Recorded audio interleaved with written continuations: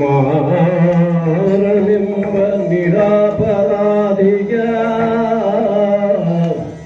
ಬೇರು ಬಲೆಗೆನು ಗೈದ ಲಜ್ಜೆಗೆ ನಾರಿಗಂಗೆಯ ಶಿರಲಿ ತೊಡೆಯೊಳು ತಾಳು ಗೌರಿಯನು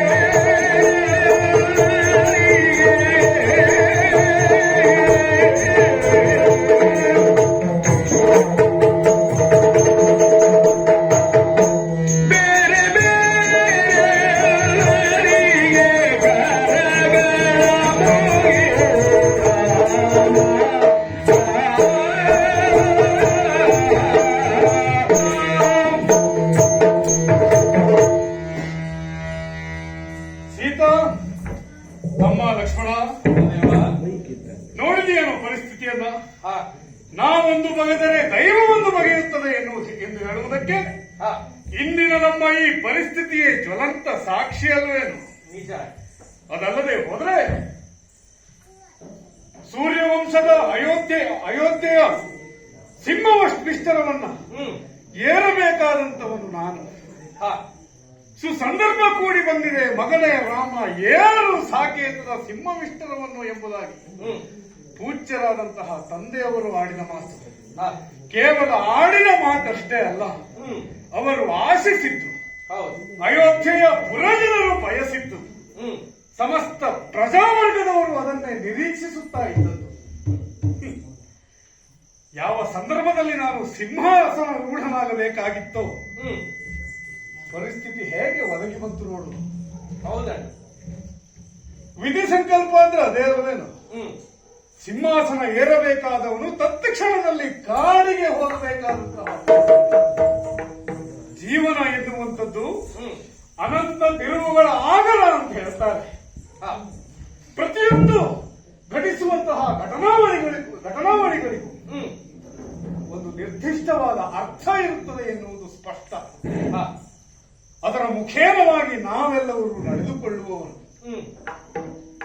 ವನವಾಸಕ್ಕೆ ಬರುವ ಪೂರ್ವದಲ್ಲಿ ಮಗನೇ ಒಂದು ಹೊತ್ತಿನ ಊಟವನ್ನಾದರೂ ಮಾಡಿ ಹೋಗು ಎಂಬುದಾಗಿ ತಂದೆ ಹೇಳಿದರು ತಾನೆ. ಆ ಸಂದರ್ಭದಲ್ಲಿ ಎಲ್ಲಿ ಪಿತೃವಾಕ್ಯವನ್ನು ಸಂಧಿಸುವಂತಹ ದೋಷಗಳನ್ನು ತಡೆಯುವುದು ಎನ್ನುವುದನ್ನು ಯೋಚಿಸಿ ಒಂದು ಹೊತ್ತಿನ ಊಟವನ್ನು ಮಾಡದೆ ನಾವು ಅಯೋಧ್ಯೆಯಿಂದ ವನಕ್ಕಾಗಿ ಬಂದವರು. ಹೌದು.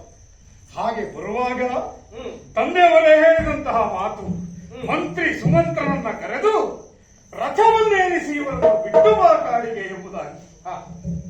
ಹಾಗೆಯೇ ನಮ್ಮವರೆಲ್ಲರೂ ನಮ್ಮನ್ನು ಕೂಡಿ ಬಂದರು. ಬಂದು ಗಂಗಾ ನದಿಯ ತಟಾಕದಲ್ಲಿ ನೆಲೆ ನಿಂತದ್ದು ಹೌದು. ಆದ್ರೆ ಎಷ್ಟು ದಿನ ಅಂತ ಎಲ್ಲರೂ ನಮ್ಮೊಂದಿಗೆ ಇರುವುದಕ್ಕೆ ಸಾಧ್ಯ? ವನವಾಸದ ದೀಕ್ಷೆ ಇರುವುದು ರಾಮನಿಗೆ ತಾನೆ. ಸೀತಾ, ಪತಿಯೇ ತನ್ನ ದೈವ ಎನ್ನುವುದಾಗಿ ತಿಳಿದಂತಹ ನೀನು ಪರಮ ಪತಿವ್ರತೆ. ಇಂದಿನ ಹೊತ್ತು ಅರಮನೆಯ ಸುಖ ಭೋಗಾದಿಗಳನ್ನು ಅನುಭವಿಸುವ ಸ್ಥಿತಿಯಲ್ಲಿರಬೇಕಾದಂತಹ ನೀನು ಪತಿ ಕಾಡಿಗೆ ಹೊರಟ ಎನ್ನುವ ಕಾರಣಕ್ಕಾಗಿ ನನ್ನನ್ನೇ ಅನುಸರಿಸಿ ಬಂದವಂತವಳು ನೀನು ಶ್ರೇಷ್ಠರು. ಅನುಜ ಲಕ್ಷ್ಮಣ, ಅಣ್ಣ ರಾಮನಲ್ಲಿರುತ್ತಾನೋ ಅದೇ ನನ್ನ ಪಾಲಿಗೆ ಅಯೋಧ್ಯೆ ಎನ್ನುವುದಾಗಿ ಬಗೆದು ನನ್ನನ್ನ ಸೇವಿಸುತ್ತಾ ಬಂದಂತವರು ನೀನು. ರಾಮನಿಲ್ಲದೆ ಲಕ್ಷ್ಮಣನಿದ್ದಾನೆ. ಆ ವಿಚಾರದಲ್ಲಿ ನಾನು ಧನ್ಯತಾಭಾವವನ್ನು ಪಡೆಯುತ್ತೇನೆ ಲಕ್ಷ್ಮಣ. ತಂದೆಯನ್ನು ಒಮ್ಮೆ ಹಿಂತಿರುಗಿಯೂ ನೋಡಿದೆ ನಾವು ಅಲ್ಲಿವರೆಗಾಗಿ, ಗಂಗಾ ತಟಾಕದವರೆಗಾಗಿ ಬಂದು ನಿಂತದ್ದು ಸತ್ಯ. ಆ ಸಂದರ್ಭದಲ್ಲಿ ರಾತ್ರಿಯ ಹೊತ್ತು ನಮ್ಮ ಪ್ರಯಾಣವನ್ನು ನದಿಯನ್ನು ದಾಟಿ ಮುಂದೆ ಬೆಳೆಸಬೇಕಾದಂತಹ ಅನಿವಾರ್ಯತೆ ನಮ್ಮ ಪಾಲಿಗೆ ಒದಗಿ ಬಂತು. ಯಾಕೆ ಗೊತ್ತಾ? ಎಲ್ಲರೂ ನಮ್ಮನ್ನು ಇರುವಂತಹ ಸಂದರ್ಭದಲ್ಲಿ ಎಲ್ಲರೂ ದುಃಖಿಗಳೇ.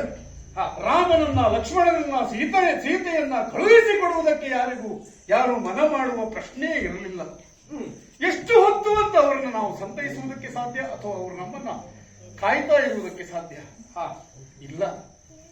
ತಲೆಯ ಮೇಲೆ ಹೊತ್ತಿರುವಂತಹ ಹೊಣೆಗಾರಿಕೆಯನ್ನು ನಿಭಾಯಿಸುವುದಕ್ಕಾಗಿ ಮುಂದುವರಿಯಲೇಬೇಕಾಗಿತ್ತು. ರಾತ್ರಿಯ ಹೊತ್ತರಲ್ಲಿ ಹೊರಟು ನಿಂತಾಗ ಗುಹ ನಮ್ಮ ಬಳಿಗಾಗಿ ಬಂದ. ನಮ್ಮನ್ನ ಗುಹ ನದಿಯನ್ನ ದಾಟಿಸಿದ. ಅನೇಕ ಮಹಾತ್ಮರು, ಪುಣ್ಯ ಪುರುಷರ ಅಂಬಾಣದ ಮೇರೆಗೆ, ಹಾರೈಕೆಯ ಮೇರೆಗೆ ನಾವು ಒಂದು ನೆಲೆ ನಿಂತದ್ದು ಚಿತ್ರಕೂಟದಲ್ಲಿ.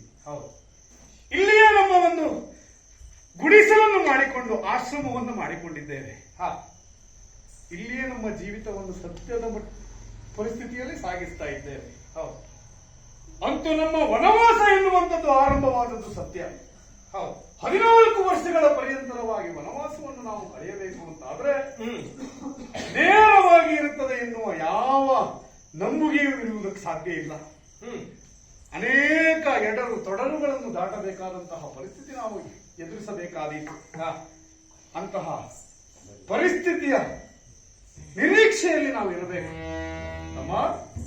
ಹಾಗಾಗಿ ಮುಂದಿನ ಕಾರ್ಯ ಏನು ಎಂಬುದನ್ನು ನೋಡಿಕೊಳ್ಳುವುದಕ್ಕಾಗಿ ಈಗ ಬನ್ನಿ.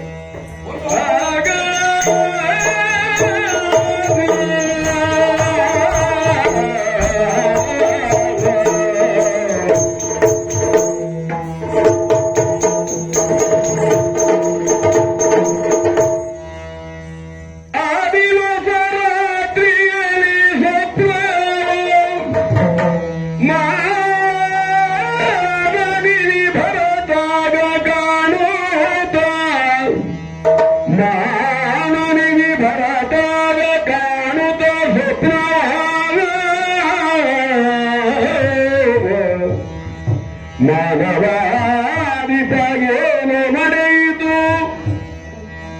ಮಾನವಾದಿತ ಏನಾಯ್ತೆನುತ ಒತ್ತುಕೊಂಡು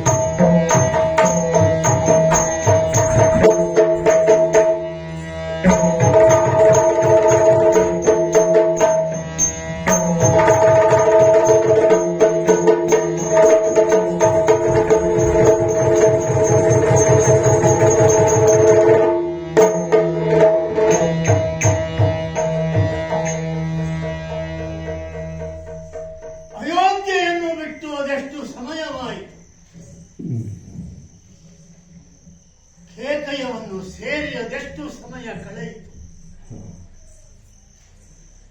ಯಾವತ್ತೂ ಈ ವಿಚಿತ್ರವಾದ ಸ್ವಪ್ನವನ್ನ ಕಂಡಿದ್ದಿಲ್ಲ. ಅದು ವಿಚಿತ್ರವಾದಿದ್ದರಿಂದಲೇ ಅದು ಚಿತ್ರವಾಗಲು ಸಾಧ್ಯವಿಲ್ಲ. ಚಿತ್ರವಾದರೂ ಚಿತ್ರಕ್ಕೆ ಅರ್ಥವನ್ನು ನಾವೇ ಹುಡುಕಿಕೊಳ್ಳಬೇಕು. ಅಣ್ಣ ಹೇಳುತ್ತಿದ್ದ, ಕಷ್ಟಗಳು ಬಂದಾಗ ಕಷ್ಟದಲ್ಲಿ ಅದನ್ನೇ ಯಾಕೆ ಹುಡುಕಬೇಕು, ಅಲ್ಲಿ ಬರುವ ಸಂತೋಷವನ್ನು ಯಾಕೆ ಕಾಣಬಾರದು. ಬೆಳಗಾಗುತ್ತಲೇ ಸಂತೋಷದ ವಾರ್ತೆಯೊಂದು ಬಂದಿದೆ. ಅಯೋಧ್ಯೆಯಿಂದ ರಾಜಕುಮಾರ ಭರತ ಕೂಡಲೇ ಬರಲಿ, ರಥವನ್ನು ಕಳುಹಿದ್ದಾನೆ. ಬಹಳ ಕಾಲದ ನಂತರ ತವರಿಗೆ ಹೊರಡುವ ಹೆಣ್ಣು ಮಗಳ ಹಾಗೆ ಉತ್ಸಾಹದಿಂದ ಸಿದ್ಧತೆಯನ್ನು ನಡೆಸಿದ್ದೇನೆ. ಸಾರಥಿ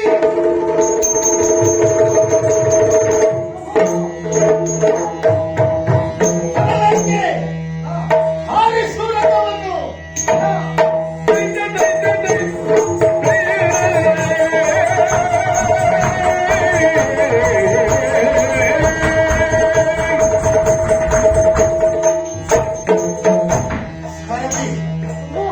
ಅಯೋಧ್ಯೆಯನ್ನು ತಲುಪಿದ ಕ್ಷಣವೇ ನಾನು ಮಾಡಬೇಕಾದದ್ದು, ನನ್ನಣ್ಣ ಶ್ರೀರಾಮನನ್ನು ಒಪ್ಪಿಕೊಳ್ಳದೆ ಈ ಬಾಹುಗಳು ಬಲವಾಗಿ ತಪ್ಪಿಕೊಂಡು ಅಣ್ಣನ ಆ ಆನಂದದ ಸುಖವನ್ನು ಅನುಭವಿಸಬೇಕಾಗಿದೆ.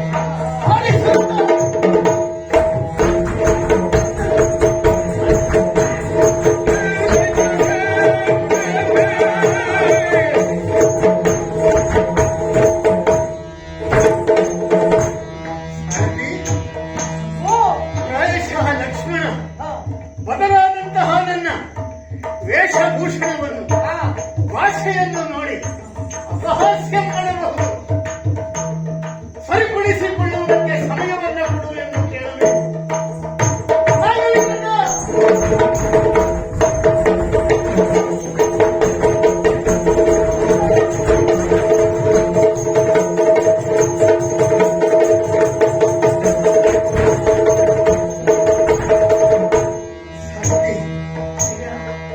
ತಂದೆಯವರ ಪಾದವನ್ನು ಮುಟ್ಟಿ ನಮಸ್ಕರಿಸಬೇಕು. ಸಾಧ್ಯವಾದರೆ ಅವರ ಕಾಲನ್ನು ಕಟ್ಟಿ ಬೇಡಿಕೊಳ್ಳಬೇಕು. ಇನ್ಯಾವತ್ತೂ ಜೀವನದಲ್ಲಿ ಇಂತಹ ವಿಯೋಗವನ್ನು ಕೊಡಬೇಡಿ ತಂದೆ ಎಂದು ಹೇಳಿಕೊಳ್ಳಬೇಕು. ಹೋಗಲಿನ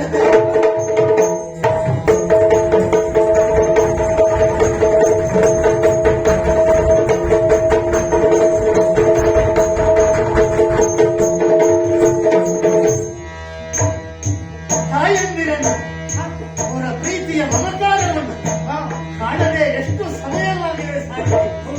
ಹೋದಾಕ್ಷಣ ನನ್ನ ತಾಯಂದಿರನ್ನ ಹೋಗಿ ಬಿಗಿದಪ್ಪಿಕೊಳ್ಳಬೇಕು.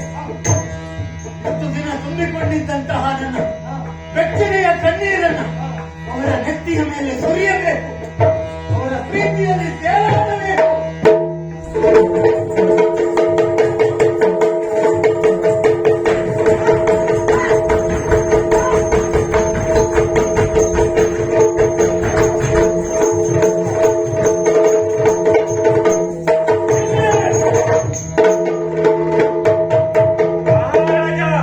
ನಿಮ್ಮ ಪವಿತ್ರವಾದ ಪಾದಕ್ಕೆ ವಂದಿಸುತ್ತೇನೆ. ರಾಜಕುಮಾರ ಭರತನಿಗೆ ಜಯವಾಗಲಿ ಎನ್ನುತ್ತಿದ್ದಾನೆ. ಯಾರು ನೀನು? ನಾನು ಅರಮನೆಯ ಸೇವಕನಂತೆ ಕಾಣುತ್ತಿದ್ದೀ. ಹೌದು ಹೌದು ಒಡೆಯ. ಏನಾಯಿತು? ನೀವು ಈಗ ಪ್ರವೇಶ ಮಾಡುವ ಹಾಗೆ ಇಲ್ಲ. ಹಾಗಂತ ಯಾರು ಹೇಳಿದವರು? ವಸಿಷ್ಠರ ಆಜ್ಞೆ ಆಗಿದೆ. ಯಾಕೆ? ಯಾಕೆ ಅಂದರೆ ಈಗ ಕೃತಿಕಾ ನಕ್ಷತ್ರದ ಅಂತಿಮ ಘಟ್ಟದಲ್ಲಿದೆ. ನೀವು ರೇವತಿ ನಕ್ಷತ್ರದಲ್ಲಿ ಬರಬೇಕು ಎಂದು ವಸಿಷ್ಠರ ಆಜ್ಞೆ ಆಗಿದೆ.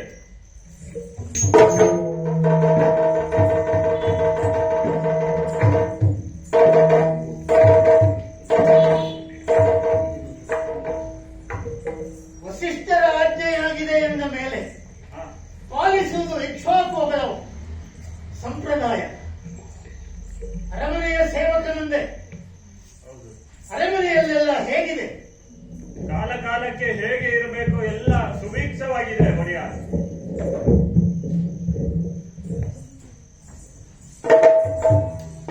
ನೀನಿನ್ನು ಹೋಗಬಹುದು. ಸಾರಥಿ, ಇದು ವಿನಯ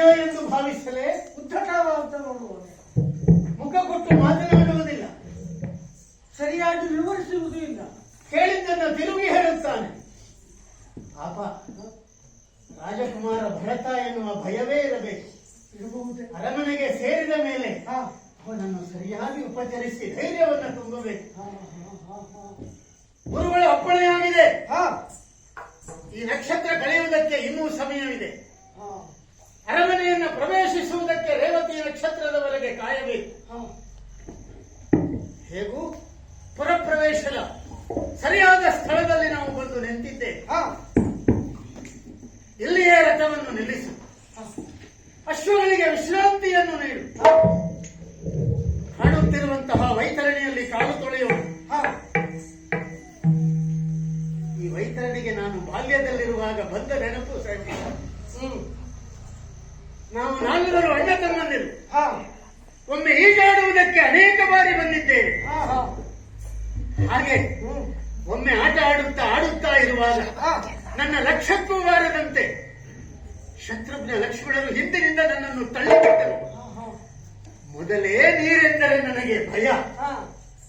ಈಜುವ ಮಾತು ದೂರವೇ ಉಳಿಯಿತು. ಏನು ಮಾಡುವುದೆಂದು ಅರ್ಥವಾಗಲಿಲ್ಲ. ನೀರನ್ನು ಕುಡಿಯುತ್ತಿದ್ದೇನೆ ಒಂದು ಕಡೆಯಲ್ಲಿ, ಕಣ್ಣು ಬಿಡುವುದಕ್ಕಾಗುವುದಿಲ್ಲ. ಉಸಿರು ಕಟ್ಟುತ್ತಿದೆ. ನನ್ನಷ್ಟಕ್ಕೆ ನಾನು ಸತ್ತಿದ್ದೇನೆ ಎಂದು ಭಾವಿಸಿದ್ದೆ. ಅದೇ ಕ್ಷಣದಲ್ಲಿ ನನ್ನನ್ನು ಯಾರೋ ಹಿಡಿದಂತಾಗಿ ಮೇಲೆದ್ದು ಬಂದೆ.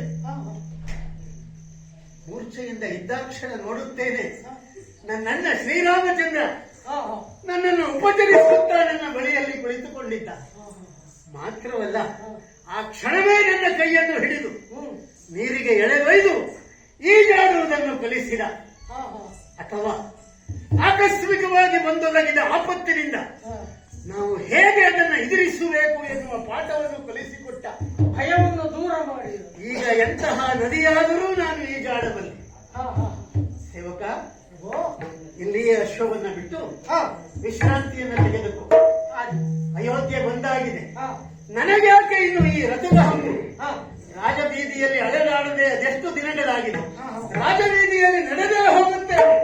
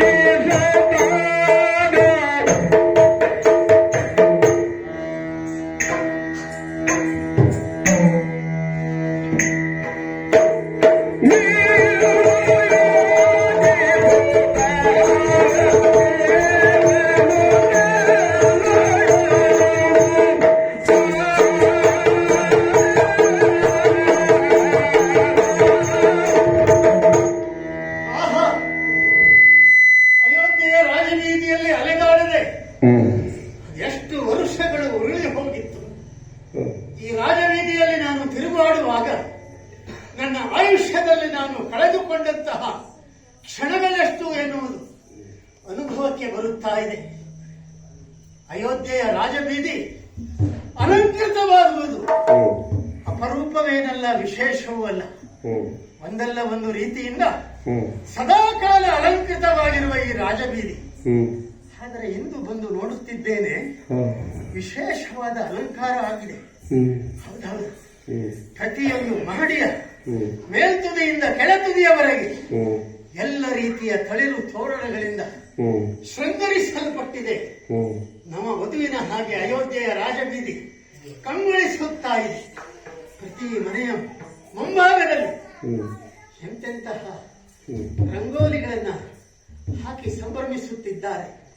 ಇದನ್ನೇ ನೋಡುತ್ತಾ ನೋಡುತ್ತಾ ಮುಂದೆ ಮುಂದೆ ಮುಂದೆ ಬಂದರೆ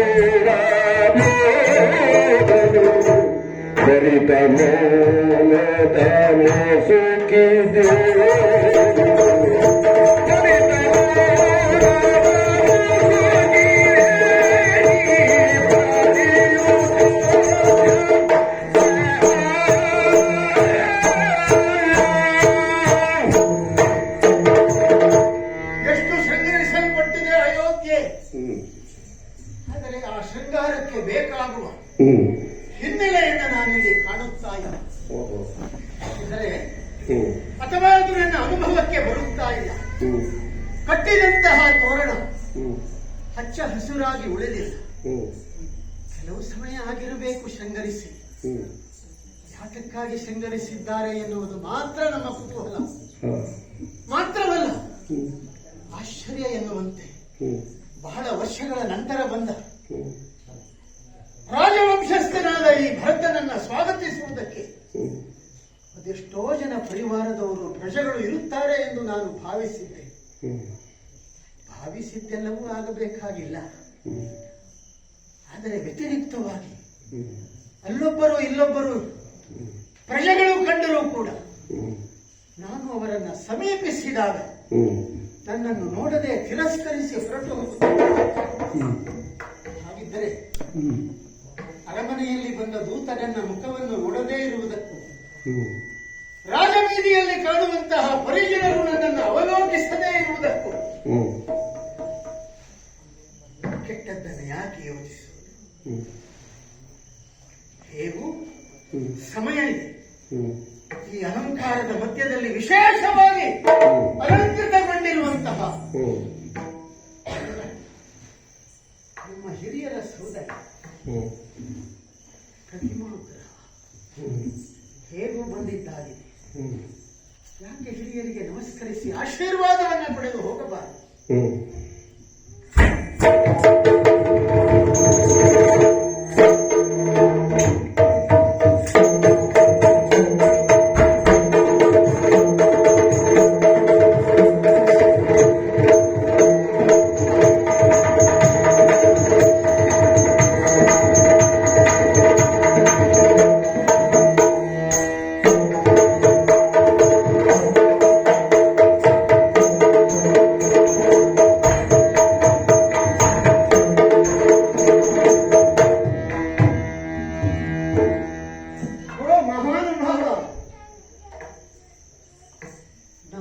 ವಂಶದ ಮುಖ್ಯಸ್ಥ ಹ್ಮ್ ಅಥವಾ ಹ್ಮ್ ಈ ಸೂರ್ಯವಂಶಕ್ಕೆ ರಘುವಂಶ ಎಂದು ಹೆಸರು ಬರುವುದಕ್ಕೆ ಕಾರಣೀಭೂತನಾದವನು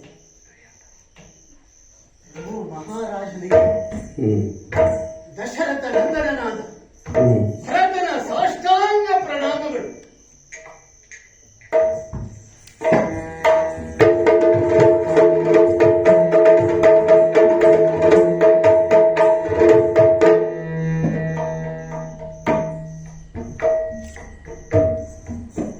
ಎಷ್ಟು ಸುಂದರವಾಗಿದೆ ಹ್ಮ್ ಈ ವಿಗ್ರಹ. ಹ್ಮ್ ಇದು ಖಂಡಿತವಾಗಿ ಧರೆಯ ದಾಹವನ್ನ ಹಿಂಗಿಸುವುದಕ್ಕೆ ಭಾಗೀರಥಿಯನ್ನು ಕರೆದು ತಂದಂತಹ ನಮ್ಮ ವಂಶಸ್ಥ ಹ್ಮ್ ಭಗೀರಥನ ಪ್ರತಿಬಿಂಬವೇ ಆಗಿರಬೇಕು. ಧರೆಯ ದಾಹವನ್ನ ಹಿಂಗಿಸಿದ್ದಲ್ಲ, ಹ್ಮ್ ಇಲ್ಲಿರುವ ಕೋಟಿ ಕೋಟಿ ಜೀವಗಳಿಗೆ ಜೀವನದ ದಿಕ್ಕನ್ನ ತೋರಿಸಿದಂತಹ ಮಹಾನುಭಾವ. ಪ್ರಣಾಮಗಳು.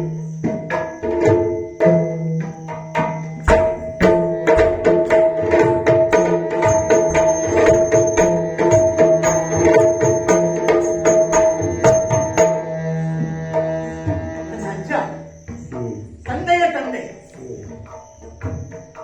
ಅಜ ಚಕ್ರವರ್ತಿ. ಈ ಪ್ರತಿಮೆಯನ್ನು ನೋಡಿದರೆ ಅಜ್ಜ ನಾನು ನಿನ್ನ ಮೊಮ್ಮಗ ಎಂದು ಹೇಳಿ ಬಿಡಬೇಕು ಎನ್ನಿಸುತ್ತಾ ಇದೆ.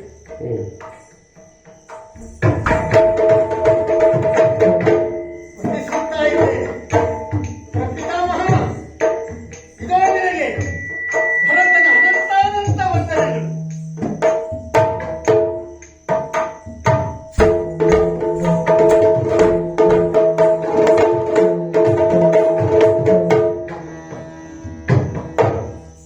ಓಹೋ, ಒಂದು ದಿಲೀಪ ಚಕ್ರವರ್ತಿಯ ಪ್ರತಿಮೆ. ಇಕ್ಷ್ವಾಕು ವಂಶದ ಘನ ಕೀರ್ತಿಯನ್ನ ಮುಗಿಲೆತ್ತರಕ್ಕೆ ಏರಿಸಿದ ನಮ್ಮ ವಂಶಸ್ಥ ದಿಲೀಪ ಚಕ್ರವರ್ತಿಯ ಪ್ರತಿಮೆ. ನಿನಗೆ ವಂದನೆಗಳು.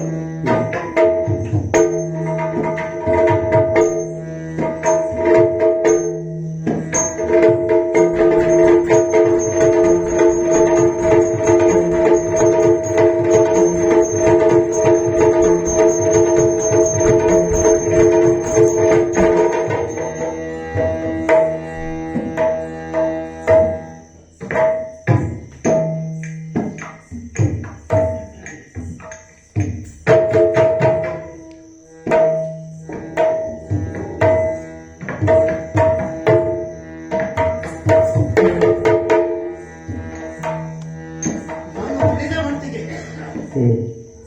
ಈ ಪ್ರತಿಮಾ ಗೃಹದಲ್ಲಿ ಜೀವಂತ ಇರುವವರ ಯಾರ ಪ್ರತಿಮೂರ್ತಿಗಳನ್ನು ಸ್ಥಾಪಿಸುವುದಿಲ್ಲ. ಆದರೆ ನನ್ನ ತಂದೆಯವರ ಭಾವಚಿತ್ರ ಈ ಪ್ರತಿಮೆಯಲ್ಲಿ ಯಾಕೆ ಬಂದಿದೆ? ನನ್ನ ತಂದೆಯವರು ಹೌದೇ ಅಲ್ಲವೇ?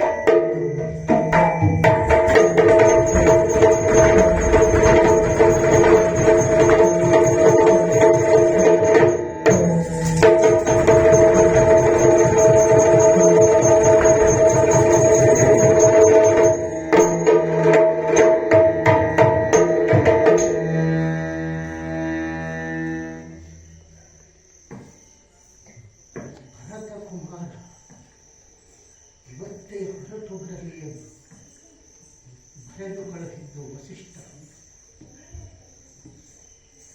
ವಸಿಷ್ಠರು ಕಳುಹಿಸುವುದಕ್ಕೆ ಇದು ಕಾರಣವೇ? ಉತ್ತರಿಸಬಲ್ಲವರು ನನಗೆ ಪತ್ರವನ್ನು ನೀಡಿದ ವಸಿಷ್ಠರು.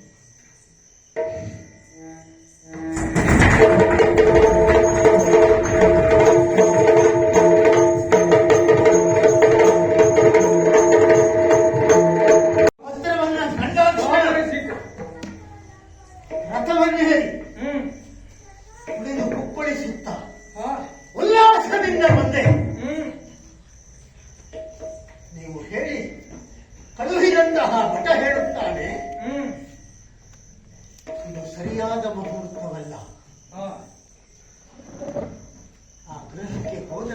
ನನಗೆ ಅರ್ಥವಾಯಿತು. ಹ್ಮ್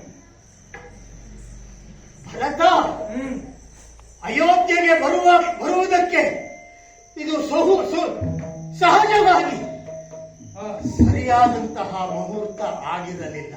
ಹಾ ಬಂದಿದ್ದೇನೆ. ಹ್ಮ್ ಪತ್ರವನ್ನು ಕಳುಹಿಸಿದ ನಿಮಗೆ ತಿಳಿದಿದೆ.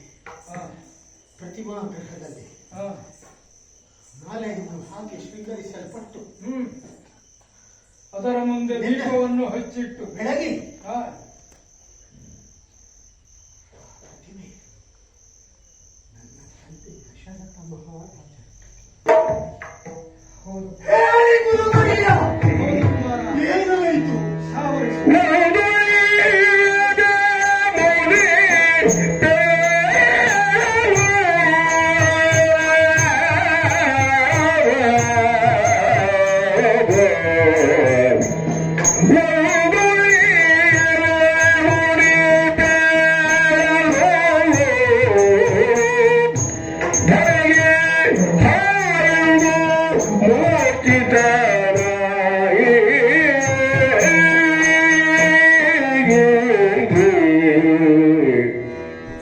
ಹಾಲುಗೆಣ್ಣೆಯಲ್ಲಿರುವಂತಹ ನಿಮ್ಮ ಈ ಉತ್ಸಾಹವನ್ನು ಗಮನಿಸಿದಾಗ ನನಗೂ ಒಂದು ರೀತಿಯ ಸಂತೋಷ ಆಗ್ತದೆ ಪ್ರಭು. ಕಾಲದ ವಿಪರ್ಯಾಸದಿಂದ ಒಂದು ಕಾಲದಿಂದ ಮತ್ತೊಂದು ಕಾಲಕ್ಕೆ ಕಳೆಯುವ ಸಂದರ್ಭ ಉಂಟಾಗುವಂತಹ ಸಂಘರ್ಷದ ಈ ಸಂದರ್ಭದಲ್ಲಿ ನಮ್ಮಂತವರು ಸಹಿತುಕೊಳ್ಳುವುದು ಕಷ್ಟ, ನಿಮ್ಮಂತವರು ಅದನ್ನು ಎದುರಿಸುವುದು ಕಷ್ಟವಾಗ್ತದೆ ಕುಮಾರ. ಆದರೆ ಏನು ಮಾಡೋಣ, ಕಾಲ ಎಂಬುದು ಅನಿವಾರ್ಯತೆಗಳನ್ನು ಸೃಷ್ಟಿಸುತ್ತದೆ.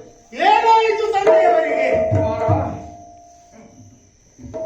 ನೀನು ಊಹಿಸಿದಂತೆ ಈ ನಗರವೆಲ್ಲವೂ ಶೃಂಗರಿಸಲ್ಪಟ್ಟಿತ್ತು. ಹೌದು, ಅಯೋಧ್ಯೆ ಬೀದಿ ಬೀದಿಗಳಲ್ಲಿ ತಳಿ ತೋರಣಗಳು, ಮನೆ ಮನೆಗಳಲ್ಲಿ ರಂಗೋಲಿ ಬಂದಿದ್ರು ಕೂಡ ಸಂತೋಷಗೊಂಡೆ. ಎಲ್ಲ ಸ್ತ್ರೀಯರು ಕೂಡ ಪೂರ್ಣ ಕಂಬವನ್ನು ಹಿಡಿದು ಸ್ವಾಗತಕ್ಕಾಗಿದ್ದಾಗಿದ್ದರು. ಯಾಕೆ ಗೊತ್ತುಂಟು? ನನ್ನನ್ನು ಸ್ವಾಗತಿಸುವುದಕ್ಕೆ ಯಾರೂ ಇರಲಿಲ್ಲ ಎನ್ನುವ ಒಂದು ವಿಷಯವನ್ನು ಬಿಟ್ಟರೆ ನೀವು ಹೇಳಿದ ಉಳಿದೆಲ್ಲವೂ ಸತ್ಯವಾದರೂ ಅದು ನಿನಗಾಗಿ ಅಲ್ಲದಿದ್ದರು ನಿನ್ನ ಅಣ್ಣನಂತಹ ಶ್ರೀರಾಮಚಂದ್ರನಿಗೆ ಪಟ್ಟಾಭಿ ಮಹೋತ್ಸವವನ್ನು ಮಾಡಬೇಕೆಂಬುದು ದಶರಥ ಮಹಾರಾಜರ ಇಂಗಿತವಾಗಿತ್ತು.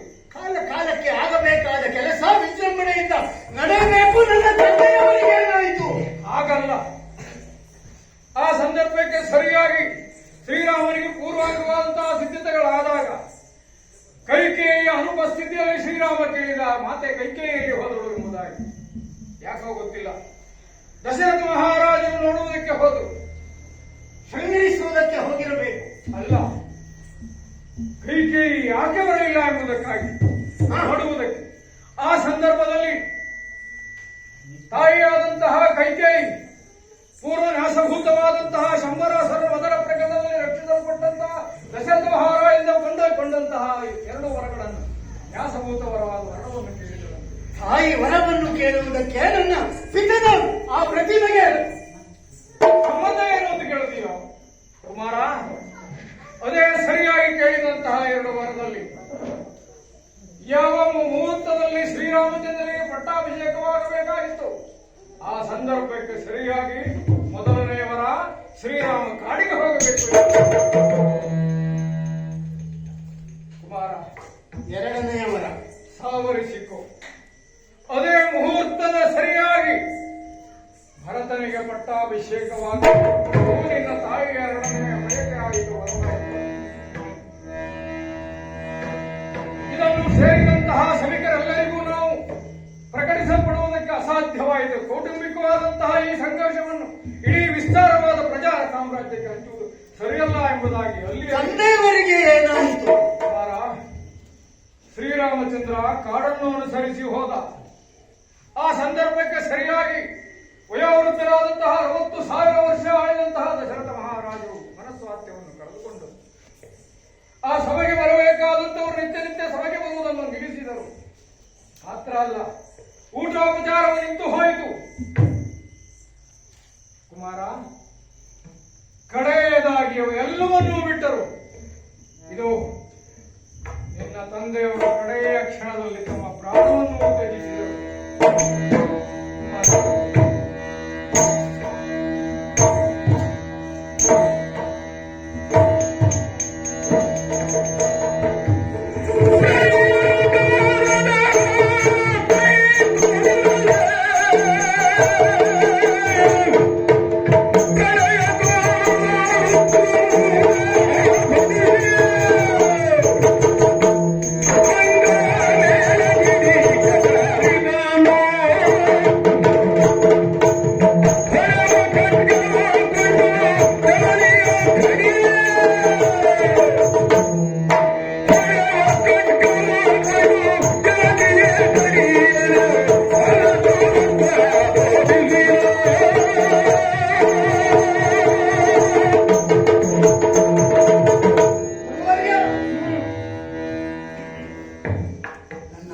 ತಾಯಿಯವರ ಸಾವಿಗೆ ನನ್ನ ಹೆತ್ತ ತಾಯಿ ಕಾರಣವಾಗುತ್ತಾಳೆ. ಪತಿಯ ಸಾವಿಗೆ ಕಾರಣನಾಗುವವಳು ಮಡದಿಯಾಗುವುದಕ್ಕೆ ಸಾಧ್ಯವಿಲ್ಲ. ಮಕ್ಕಳಿಗೆ ಕಷ್ಟವನ್ನು ನೀಡುವ ತಾಯಿ ತಾಯಿಯಾಗುವುದಕ್ಕೆ ಸಾಧ್ಯವಿಲ್ಲ. ನನ್ನ ತಂದೆಯ ಸಾವಿಗೆ ಕಾರಣನಾದ ನನ್ನ ಅಣ್ಣನಿಗೆ ಅಡವಿಯನ್ನು ತೋರಿಸಿದ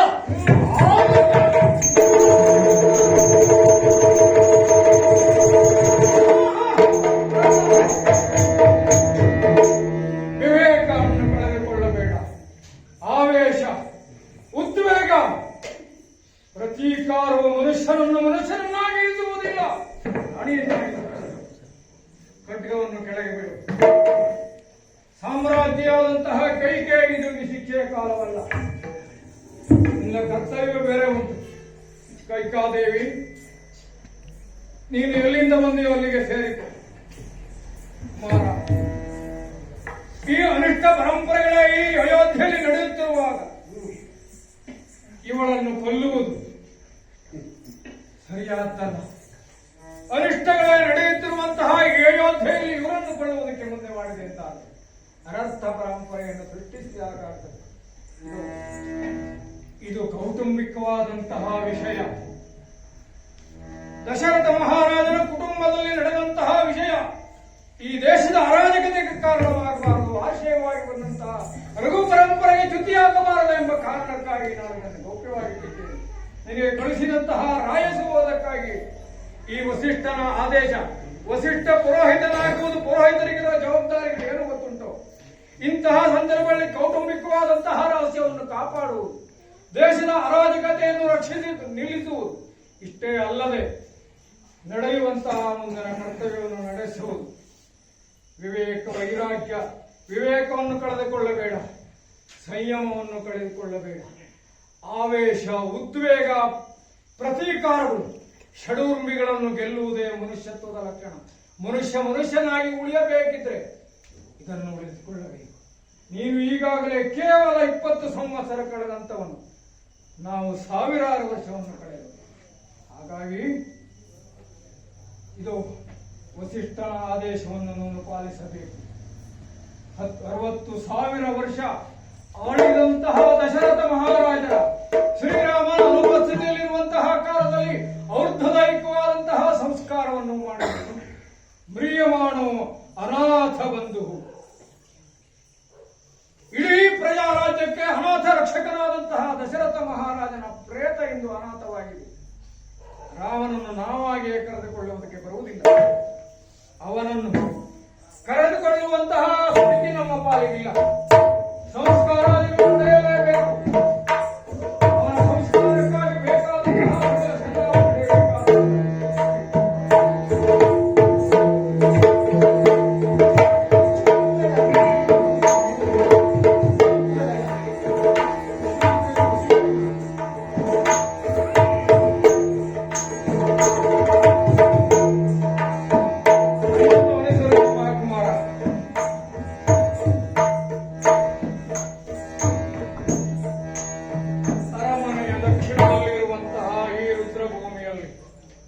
ಸಂಸ್ಕಾರ ಯಥಾಸಾಂಗವಾಗಿ ನಡೆಯಬೇಕಾಗಿದೆ. ಮಂಡನಾದಿ ಪ್ರಕ್ರಿಯೆಯನ್ನು ಮುಗಿಸಿ ಇದು ಈಗಾಗಲೇ ತಪ್ತತೈಲ ಕಟಾರದಲ್ಲಿದ್ದಂತಹ ದಶರಥ ಮಹಾರಾಜರ ಕಳೆಯವರವನ್ನು ನಾವು ತಂದಿಟ್ಟಿದ್ದೇವೆ. ಲಕ್ಷೋಪಲಕ್ಷೆಯಲ್ಲಿ ಬಂದು ಅವರ ದರ್ಶನವನ್ನು ಪಡೆಯುತ್ತಿದ್ದಾರೆ. ದಶರಥ ಮಹಾರಾಜರ ವ್ಯಕ್ತಿತ್ವ ಏನು? ಮಂದಾರ ಮಾಲ್ಯ ಮಧುವಾಸಿತ ವಾಸಭೂಮಿ. ಇದು ಆ ಕಡೆಯವರಿಗೆ ಕಡೆಯದಾಗಿ ನಮಸ್ಕಾರಗಳು. ಇಡೀ ಪ್ರಜಾಜನರು ಈ ಋಣವನ್ನು ತೀರಿಸುವ ಕಡೆಯ ದರ್ಶನವನ್ನು ಪಡೆದುಕೊಳ್ಳೋಣ ಕುಮಾರ. ಇದು ನೀನು ಮಾಡಬೇಕಾದಂತಹ ಕರ್ತವ್ಯ. ಶ್ರೀರಾಮ ಮಾಡಬೇಕಾದಂತಹ ಸನ್ನಿವೇಶದಲ್ಲಿ ಕನಿಷ್ಠ ಭ್ರಾತೃವಾದ ನೀನು, ಅವನ ಒತ್ತಿನವನಾದ ನೀನು ಕನಿಷ್ಠ ಭ್ರಾತೃವಾಗ್ತಿ. ನಿನ್ನಿಂದಲಾಗಿ ಸಂಸ್ಕಾರ ನಡೆಯಬೇಕು. ಮೊದಲ ಷೋಡಶ, ಮಧ್ಯಮ ಷೋಡಶಾದಿ ಸಂಸ್ಕಾರಗಳು ಯಥಾಸಾಂಗವಾಗಿ ನಡೆಯಬೇಕು. ಸೂರ್ಯವಂಶವನ್ನು ಬೆಳಗಿದ ಆ ಪ್ರೇತ ಕಳೆಯನ್ನು ಬೆಳಗಿಸಿ ಆ ಪ್ರೇತ ಆ ಕಳೆಯವರಕ್ಕೆ ಅಗ್ನಿಸ್ಪರ್ಶವನ್ನು ಮಾಡಿ ಸಂಸ್ಕಾರವನ್ನು ಪಡೆದು ಪುಣ್ಯವಂತನಾಗು.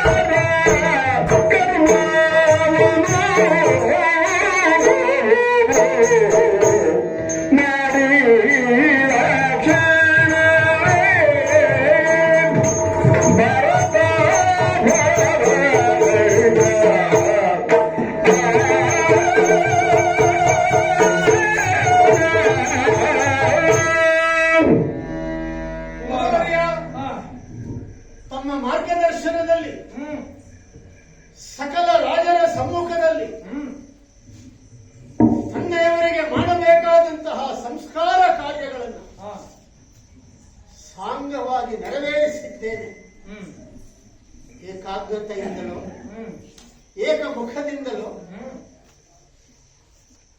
ಕೇವಲ ಒಂದು ಯಂತ್ರದ ರೀತಿಯಲ್ಲಿಯೂ ಅಂತೂ ನೀವು ತೋರಿದಂತಹ ದಾರಿಯಲ್ಲಿ ಸಾಗಿದ್ದೇನೆ ಎನ್ನುವ ಭರವಸೆ ನನ್ನ ಪಾಲಿಗೆ ಇದೆ. ನೀವು ಹೇಳಿದ ಕೆಲಸ ಸದ್ಯಕ್ಕೆ ಇಲ್ಲಿಗೆ ಮುಗಿದಿದೆ. ನಾನು ಮಾಡಬೇಕಾದ ಕೆಲಸ ಇನ್ನೂ ಸಾಕಷ್ಟಿದೆ. ಭರತ, ನನ್ನೊಡನೆ ನಿಮಗೆ ಬರುವುದಕ್ಕೆ ಮನಸ್ಸಿದ್ದರೆ, ಪರಿಜನರು ನನ್ನ ಜೊತೆಯಲ್ಲಿ ಬರುವುದಕ್ಕೆ ಸಮ್ಮತಿಯನ್ನು ಸೂಚಿಸಿದರೆ, ಪ್ರಜಾವರ್ಗದವರು ನನ್ನ ಆಸರೆಯಾಗಿ ನಿಲ್ಲುವುದಾದರೆ ಎಲ್ಲರನ್ನೂ ಒಡಗೂಡಿಕೊಂಡು ಅಣ್ಣ ರಾಮನಲ್ಲಿರುವಲ್ಲಿಗೆ ತೆರಳಿ ಬಿಡುತ್ತೇನೆ.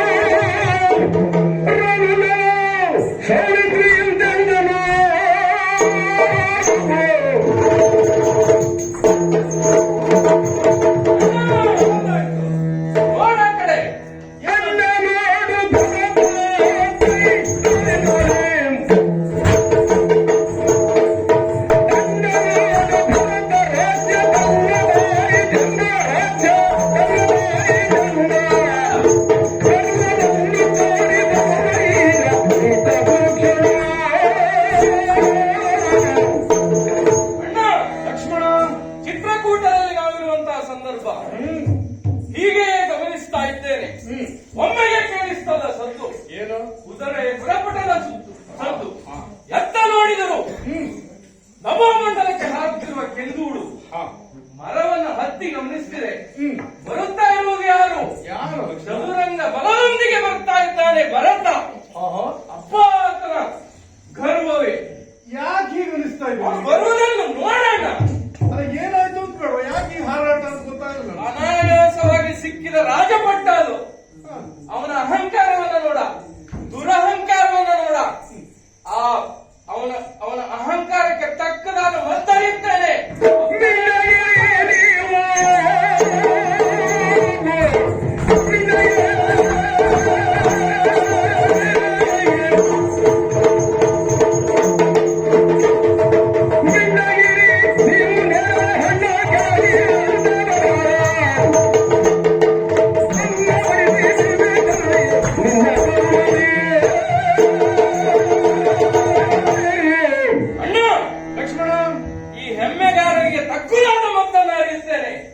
ಅಪ್ಪಣೆಯನ್ನು ಕೊಟ್ಟರೆ ಇದು ನನ್ನ ಶರ ಪ್ರಯೋಗಿಸ್ತೇನೆ. ಆತನ ಸೇನೆ ಉದುರಿ ಬೀಳ್ತದೆ. ಹೇಗೆ ಕಲ್ಲೊಂದನ್ನು ಒಗೆದರೆ ನೇರ ಹೆಣ್ಣು ಬಿದ್ದ ಹಾಗೆ ಬೀಳಬೇಕು. ಕೊಡೋಣ ಅಪ್ಪಣೆಯನ್ನ. ತಮ್ಮ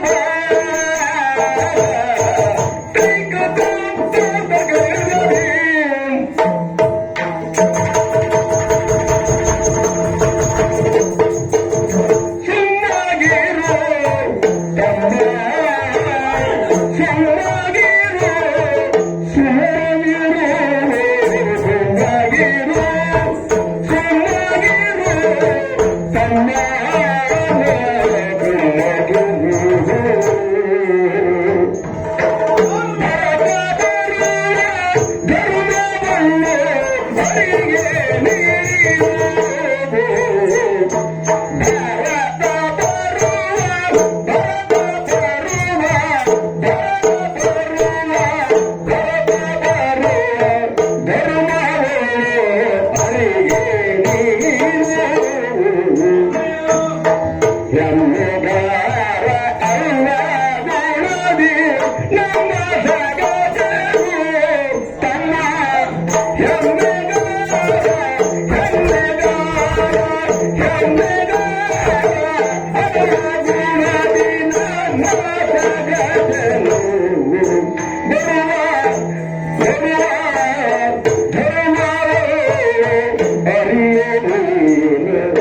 ತಮ್ಮ ನಮಗೆ ಅರಿಯೇ ಅವನು ತಮ್ಮ ನಮಗೆ ಅರಿಯೇ ಅವನು ಧರ್ಮವನ್ನು ಅರಿಯ ನೀನು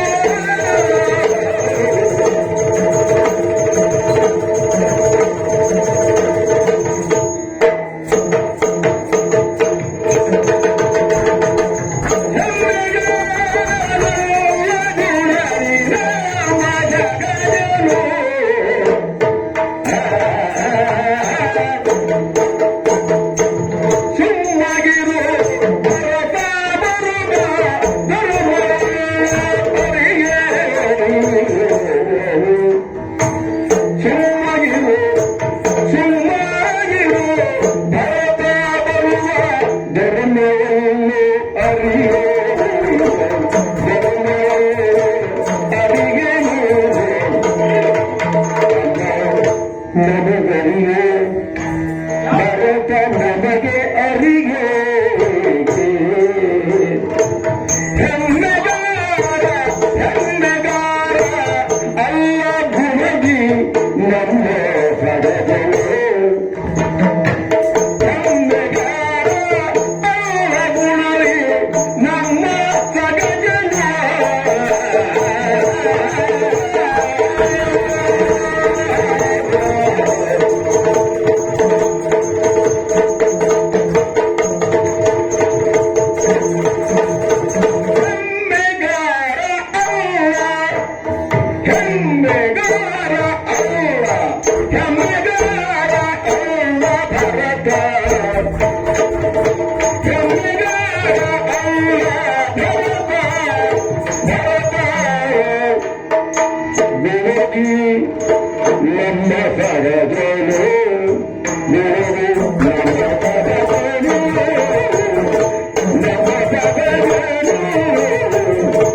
ನಮ್ಮ ಸರಗಳು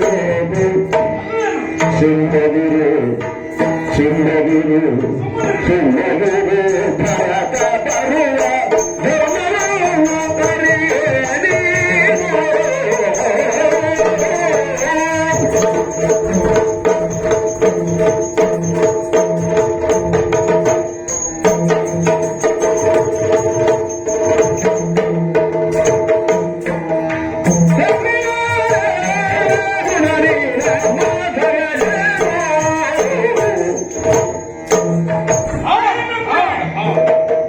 ಲಕ್ಷ್ಮಣ, ಮರವನ್ನ ಹತ್ತಿ ಗಮನಿಸುತ್ತಾ ಇರುವವನು ನೀನು, ಇಲ್ಲಿ ನಿಂತು ಗಮನಿಸುತ್ತಿರುವವ ನಾನು. ಮೊದಲಾಗಿ ಮರದಿಂದ ಇಳಿ. ಇದು ನಿನಗೆ ಹಾಗನ್ನಿಸ್ತಾ ಇದೆ. ಭರತ ಇಲ್ಲಿವರೆಗಾಗಿ ಬಂದಿದ್ದಾನೆ ಅಂತಾದ್ರೆ ಚದುರಂಗ ಸೇನಾಬಲವನ್ನು ಕೂಡಿಕೊಂಡು ಏನು ಅಣ್ಣನ ಮೇಲೆ ಯುದ್ಧಕ್ಕೆ ಬರ್ತಾ ಇದ್ದಾನೆ ಅಂತ ಅವನಿಗೆ ಅಲ್ವಾ ಮತ್ತೆ? ಲಕ್ಷ್ಮಣ, ಯಾರು ಹೇಳು? ನಮ್ಮ ಸಹಜ ಭರತ. ನನಗೆ ನೀನು ಹೇಗೋ ಭರತನು ಹಾಗೆ ಅಲ್ವೇನು? ನೀನು ಬೇರೆ, ಭರತ ಬೇರೆ, ಶತ್ರುಘ್ನ ಬೇರೆ ಎಂಬುದಾಗಿ ಎಂದಾದರೂ ಕಂಡುಕೊಂಡವನೇನು ನಾನು? ಅಥವಾ ನೀವು ಮೂವರು ನನ್ನನ್ನೆಂದಾದರೂ ಅನ್ಯತಾ ಭಾವಿಸಿದವರೇನೋ? ಪರಿಸ್ಥಿತಿ ಯಾರನ್ನ ಹೇಗೆ ಬದಲಾಯಿಸುತ್ತದೆ ಹೇಳಿಕ್ ಬರುವುದಿಲ್ಲ. ಪರಿಸ್ಥಿತಿ ಬದಲಾಯಿಸಬಹುದು, ಆದರೆ ಮನಸ್ಥಿತಿ ಬದಲಾಯಿಸುವುದಕ್ಕೆ ಸಾಧ್ಯವೇ ಇಲ್ಲ. ನಮ್ಮ ನಾಲ್ವರು ಒಡ ಹುಟ್ಟಿದವರ ರೀತಿಯಲ್ಲಿ ಬದುಕುವವರು ನಾವು. ಒಂದೇ ತಾಯಿಯ ಹೊಟ್ಟೆಯಲ್ಲಿ ಹುಟ್ಟಿದ ಮಕ್ಕಳಂತೆ ಬದುಕುವವರು ನಾವು. ಭರತನನ್ನು ನೋಡಿ ಅವನು ಬಂದಿರುವಂತಹ ವಿಚಾರ ಅಥವಾ ಅವನು ಬಂದಿರುವಂತಹ ಉದ್ದೇಶ ಏನಿರಬಹುದು ಎಂಬುದನ್ನು ಈ ಹೊತ್ತಿನಲ್ಲಿ ನಿನ್ನಿಂದ ಊಹಿಸುವುದಕ್ಕೆ ಸಾಧ್ಯವಾಗುತ್ತಾ ಇಲ್ಲ. ಯಾಕೆಂದ್ರೆ ಅಣ್ಣನ ಮೇಲಿನಂತಹ ಅತಿಯಾದ ಮೋಹಕ ಪ್ರೀತಿ ಎನ್ನುವಂಥದ್ದು ನಿನ್ನನ್ನು ಬಾಧಿಸ್ತಾ ಇದೆ. ತಪ್ಪು ಎಂಬುದಾಗಿ ನನ್ನ ಅಭಿಪ್ರಾಯವಲ್ಲ. ಆದ್ರೆ ತಮ್ಮ, ಭರತನ ಇಲ್ಲಿಯೇ ಆಗಮನ ಎನ್ನುವಂಥದ್ದು ಯಾಕಿರಬಹುದು ಎನ್ನುವಂತಹ ಒಂದು ಕಲ್ಪನೆ ನನ್ನ ಪಾಲಿಗಿದೆ. ಹಾಗಾಗಿ ಸುಮ್ಮನಿರುವಂತದ್ದು ನಾನು ಹೇಳ್ತಾ ಇರುವುದು ಅದಕ್ಕಾಗಿ. ಪರಾಕ್ರಮ ಎನ್ನುವಂಥದ್ದು ಇರುವುದು ನಮ್ಗೆ ತಂದೆಯಿಂದ ಬೋಧನೆಯಾದ ವಿಚಾರವೇ ಹಾಗಲ್ವೇ? ಸೂರ್ಯೋದಯದಲ್ಲಿರುವಂತಹ ಪ್ರತಿಯೊಬ್ಬ ಅನಸುಕುವರಿಗೂ ಇರುವಂತಹ ಹೊಣೆಗಾರಿಕೆ ಅದಲ್ವೇ? ಕೈಯಲ್ಲಿ ಬಿಳಿಸರಗಳು ಉಂಟುವಂತ ಪ್ರಯೋಗ ಮಾಡುವುದಕ್ಕಾಗಿ ಅಲ್ಲ. ನನಗೀಗ ಅನ್ನಿಸ್ತಾ ಉಂಟು, ಆ ತಾಯಿ ನಾವು ಅಯೋಧ್ಯೆಯನ್ನು ಬಿಟ್ಟು ಬರುವಾಗ ನಿನ್ನಲ್ಲಿ ಹೇಳಿದ್ರು, ರಾಮನಲ್ಲಿ ತಂದೆಯನ್ನ ಕಾಣು, ಹ್ಮ್ ಸೀತೆಯಲ್ಲಿ ನನ್ನನ್ನ ಕಾಣು, ರಾಮ ಎಲ್ಲಿರುವನು ಅಲ್ಲಿ ಅಯೋಧ್ಯೆಯನ್ನು ತಿಳಿ. ಇದನ್ನು ನಿನ್ನ ಮಾತು ನಿನಗೆ ಹೇಳಿದ್ದು. ಆ ಹೊತ್ತಿನಲ್ಲಿ ನಾನು ಜಾಗೃತನಾಗಿದ್ದೇನೆ ನನ್ನ ಬಗ್ಗೆ. ಹೌದು, ನನ್ನನ್ನು ಅನುಸರಿಸಿಕೊಂಡು ಬಂದವ ನೀನು. ಆಗ ತಮ್ಮ, ವಿವೇಚನೆಯನ್ನು ಬಿಟ್ಟು ಎಂದಿಗೂ ಕೂಡ ಮುಂದಡಿ ಇಡಬಾರದು. ಬರುತ್ತಿರುವುದು ಭರತ. ಬರುವ ಉದ್ದೇಶ ಏನು ಅಂತ ಬಂದ ಮೇಲೆ ಗೊತ್ತಾಗುತ್ತದೆ ತಾನೆ. ಈ ಹೊತ್ತಿನಲ್ಲಿ ನಿನಗೆ ಅದರ ಒಳಮರ್ಮ ಏನು ಎನ್ನುವಂಥದ್ದು ಅರ್ಥೈಸಿಕೊಳ್ಳಲಿಕ್ಕೆ ಆಗ್ತಾ ಇಲ್ಲ. ನೋಡುವೆಯಂತೆ. ಹಾಗಾಗಿ ಮಾತನಾಡುವುದಕ್ಕಿಲ್ಲ, ಸುಮ್ಮನೆ ಇರಬೇಕು. ನೋಡೋಣ ಮಕ್ಕಳು, ನೋಡೋಣ.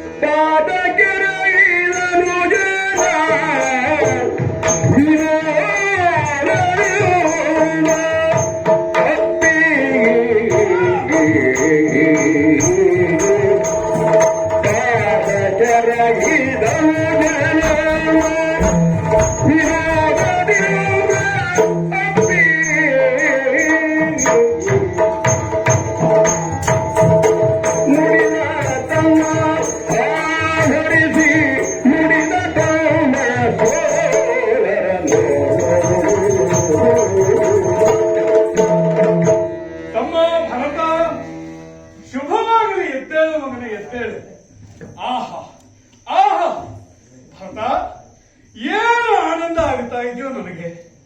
ಆ ನಿನ್ನ ಮುಖಾರವಿಂದವನ್ನು ಕಾಣ್ತಾ ಇರುವಾಗ ಸಾಕ್ಷಾತ್ ತಂದೆಯವರೇ ಬಂದರೇನು ಎನ್ನುವಂತಹ ಭಾಸ ನನ್ನ ಪಾಲಿಗೆ ಆಗ್ತಾ ಇದೆ. ಮಗು ಭರತ, ಆನಂದವನ್ನು ಹೊಂದ್ತಾ ಇದ್ದೇನೆ ನಾನು. ಭರತ, ನೋಡಿದ ಅಕ್ಷರದಲ್ಲಿ ನನಗೆ ನೆನಪಾಗುವುದು ಭರತ. Nandega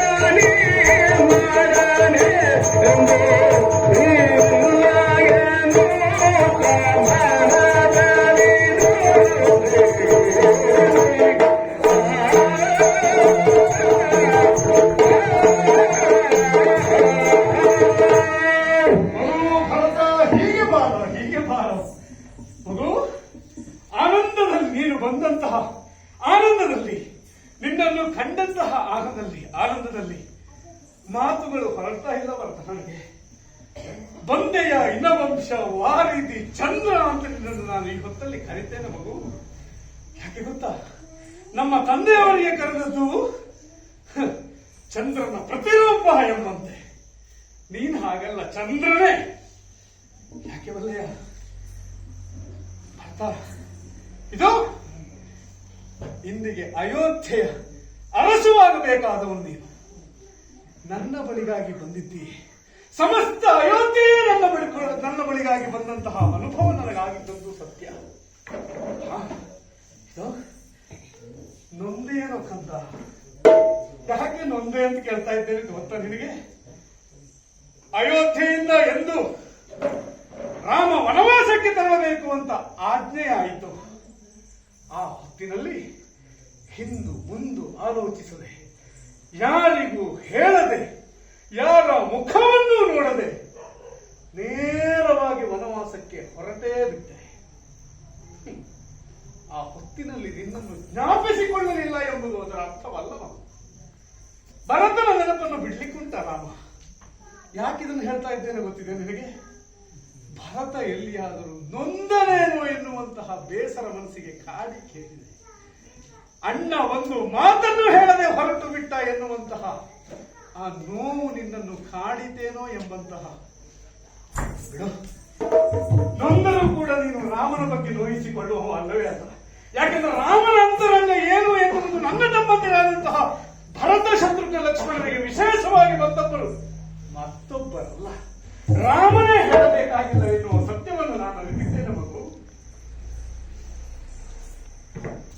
ಒಂದು ಪ್ರಶ್ನೆಯನ್ನು ಕೇಳಲೇ?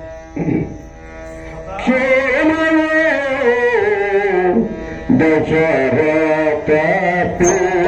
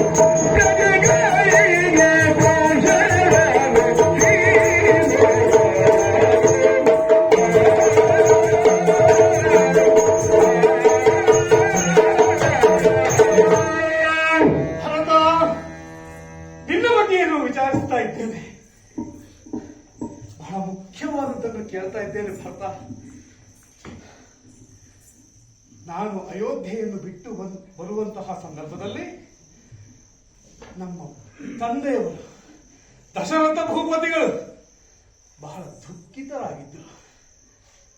ಅವರನ್ನು ಸಂತೈಸಿದೆಯೇನು ಭರತ? ಸಮಾಧಾನವನ್ನು ಪಡೆದರೇನೋ ಭರತ? ತಂದೆಯವರು ಕ್ಷೇಮದಿಂದಿದ್ದಾರೇನು ಭರತ? ಅಮ್ಮ ಕ್ಷೇಮದಿಂದಿದ್ದೇ ಇರ್ತಾರೆ. ಆ ದೃಢ ವಿಶ್ವಾಸ ನನ್ನ ಬಳಿಯಲ್ಲುಂಟು.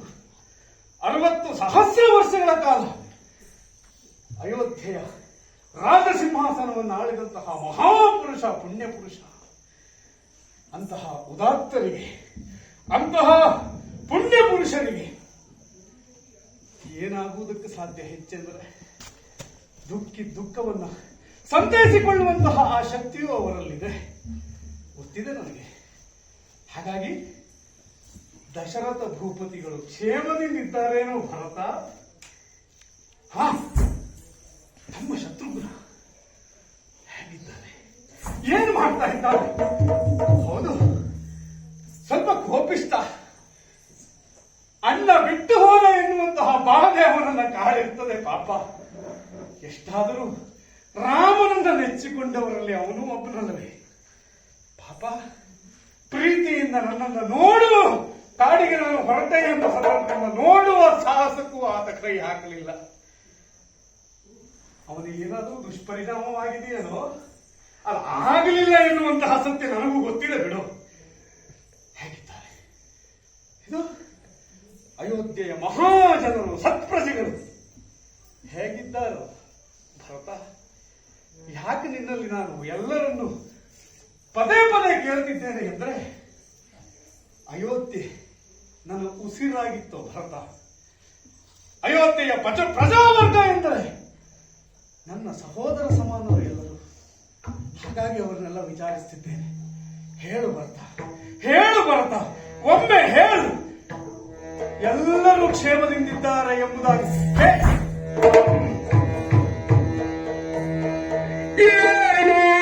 ಮುಖದಲ್ಲಿ ಕಾಂತಿದಾಗಿದ್ದು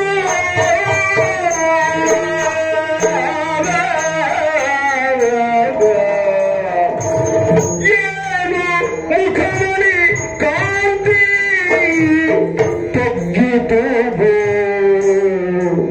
ಕಂದ, ಏನೋ ಮುಖದಲ್ಲಿ ಕಾಂತಿ ತಗ್ಗಿತು, ಕಾಂತಿ ತಗ್ಗಿತು, ಏನೋ ಮುಖದಲ್ಲಿ ಕಾಂತಿ ತಗ್ಗಿತು ಕಂದ. ನೀನು ಜನನು ಎರಡನು ನಾನೀಗ ಕಾಣನಾಂತಕ್ಕೆ ಬರುವುದೇಕೋ ಮಾನು ನೀನು ನಾನೀಗ ಕಾಣನಾಂತಕ್ಕೆ ಬರುವುದೇಕೆ, ನೀನು ಬರುವುದೇಕೆ ಮಾನು ನಿಧಿಗೆ.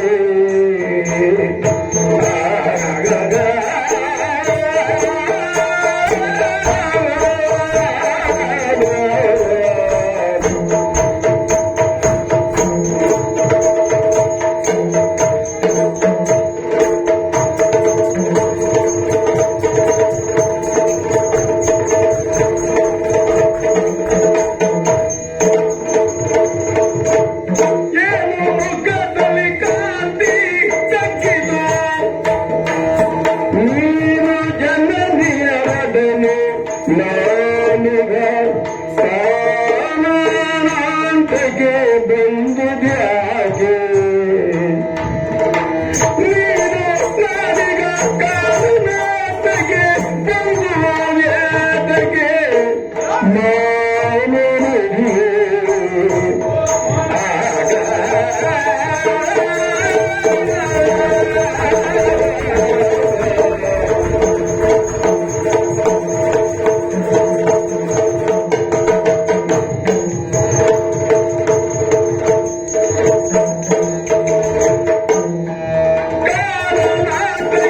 ಬಂದುವುದೇಕೆ ಮಾನು ನಿಧಿಗೆ. ಈ ಭಕ್ತರನ್ನು ನಾನು ಎಂದೂ ಕಂಡವನಲ್ಲ. ನನ್ನ ತಮ್ಮ ಭರತ ಕಾಂತಿಯುತವಾಗಿ ಕಂಗೊಳಿಸುತ್ತಾ ಇರುವಂತವನು. ಭರತನ ಮೋರ ಎನ್ನುವಂಥದ್ದನ್ನು ರಾಮನ ಹೃದಯದಲ್ಲಿ ಅಚ್ಚೊತ್ತಿಕೊಂಡಿದ್ದೇನೆ. ಕಾಂತಿ ಎನ್ನುವಂಥದ್ದು ಕುಳಿದು ಕುಪ್ಪಳಿಸುತ್ತಿದ್ದಂತಹ ಇರುವಂತಹ ಆ ಹೊತ್ತಿನಲ್ಲಿ ಯಾಕೆ ಹೀಗ? ಅಣ್ಣನನ್ನು ನೋಡುವುದಕ್ಕಾಗಿ ನೀನು ಬಂದವ ಎನ್ನುವುದು ನನಗೆ ಸ್ಪಷ್ಟ. ಮಾನ್ಯಾಗಾಡ್ತೀನೋ ಭರತ ನೀನು? ಯಾಕೆಂದ್ರೆ ಎಲ್ಲವರ ಯೋಗಕ್ಷೇಮ ಯೋಗಕ್ಷೇಮವನ್ನು ನಾನು ವಿಚಾರಿಸಿದೆ. ಹಂತ ಹಂತವಾಗಿ ಅವರ ವಿಚಾರವನ್ನು ಪುಂಖಾನುಪುಂಖವಾಗಿ ಬಾಣಗಳನ್ನು ಬಿಟ್ಟ ರೀತಿಯಲ್ಲಿ ನೀನು ನನಗೆ ಅರುಹಬೇಕಾಗಿತ್ತು. ಅದು ನಾನು ಕೇಳುವ ಮೊದಲು. ಅದು ಭರತ, ನನ್ನಷ್ಟಕ್ಕೆ ನಾನು ಮಾತಾಡ್ತಾ ಇದ್ದೇನೆ, ನೀನು ಮಾತ್ರ ನಿನ್ನ ಮುಖವನ್ನು ತಿರುಗಿಸ್ತಾ ಇದ್ದೀರಿ. ಕಲಾಹೀನವಾದ ಮುಖ ನಿನ್ನದಾಗಿದೆ. ಯಾಕೆ ಮಗು, ಏನಾಯಿತು ಮಗನೇ? ನಿನ್ನ ಈ ಮ್ಲಾನ ವದನ ಯಾಕಾಗಿ, ನೆಲಮಸ್ತಕನಾಗಿರುವುದು ಯಾಕಾಗಿ? ಹೇಳತಮ್ಮ, ಯಾಕೆ ಹೀಗಿದ್ದೀಯ?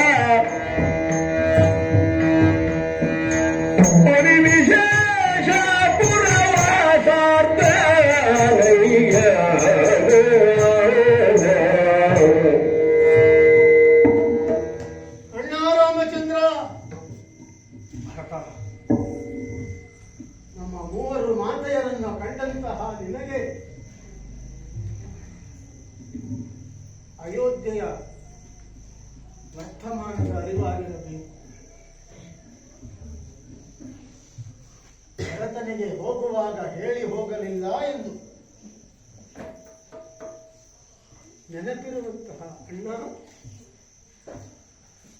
ನಿನಗೆ ಇದೂ ನೆನಪಿರಲಿಲ್ಲ. ನೀನು ಹೊರಡುವಾಗ ತಂದೆಯವರು ಹೇಳಿದರಂತೆ,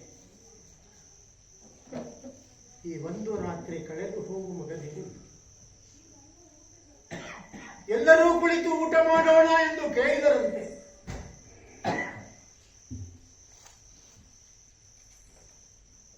ಮಾತು ಕೊಟ್ಟಿದ್ದೇನೆ ಎಂದು ನೀನು ಹೊರಟು ಹೋದೆಯಂತೆ. ರಾಮ ಉಣ್ಣದ ಊಟ ನನಗೆ ಯಾಕೆ, ರಾಮ ಕುಡಿಯದ ನೀರು ತನಗೆ ಯಾಕೆ, ರಾಮ ಉಸಿರಾಡದ ಅಯೋಧ್ಯೆಯ ಗಾಳಿ ತನಗೆ ಏಕೆ ಬೇಕು ಎಂದು ಅನ್ನ ನೀರು ಬಿಟ್ಟರಂತೆ. 3 ದಿನವಾಯಿತು. ತಂದೆ ನಮ್ಮನ್ನೆಲ್ಲ ಅಗಲಿ 3 ದಿನ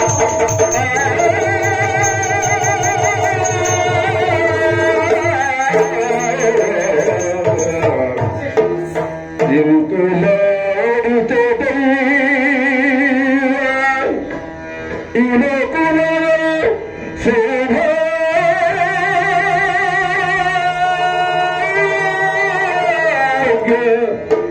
ಚಿಂತಾಮಣಿಯ ಬೆಳಕು ತಗ್ಗಿತು ಇನಕುಲದ ಚಿಂತಾಮಣಿಯ ಬೆಳಕು ತಗ್ಗಿತು ಹರಹರ ಎಂತಿರ್ದಡೇನು ಇನ್ನೇನಾದರೇನಂತ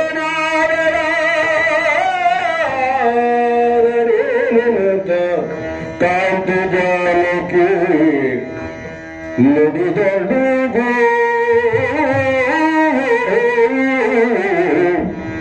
ಇಲ್ಲ ಎಲ್ಲ ಗುಣದಲ್ಲಿ ಮನ್ನಿಸಿ ಮನ್ನಿಸಿ ಕರೆದರು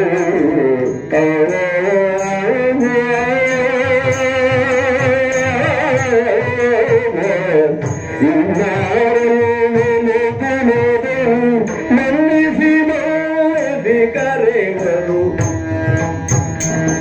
ಕಣ್ಣಲ್ಲಿ ಕಾಣಲಿ ಹೋಯಿತೆ ಪುಣ್ಯವೇ ಹಾರಿದೆಯೋ ಮಾವ ಗುಣವರ್ಣಿಸುವರೆ ಸಾವಿರದಾಗಿರಬೇಕು ನಾನು ಗುಣವರ್ಣಿಸುವರೆ ಸಾವಿರದಾಗಿರಬೇಕು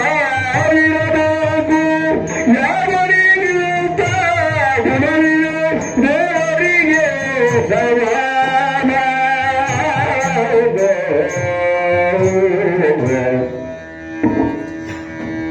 ದೇವರೇ, ಇದೆಂತಹ ವಾರ್ತೆಯನ್ನು ನಾನು ಕೇಳ್ತಾ ಇದ್ದೇನೆ. ಈ ದುಃಖವನ್ನ ಸಹಿಸಲಿ, ಹೇಗೆ ನಾನು ಸಹಿಸಲಿ?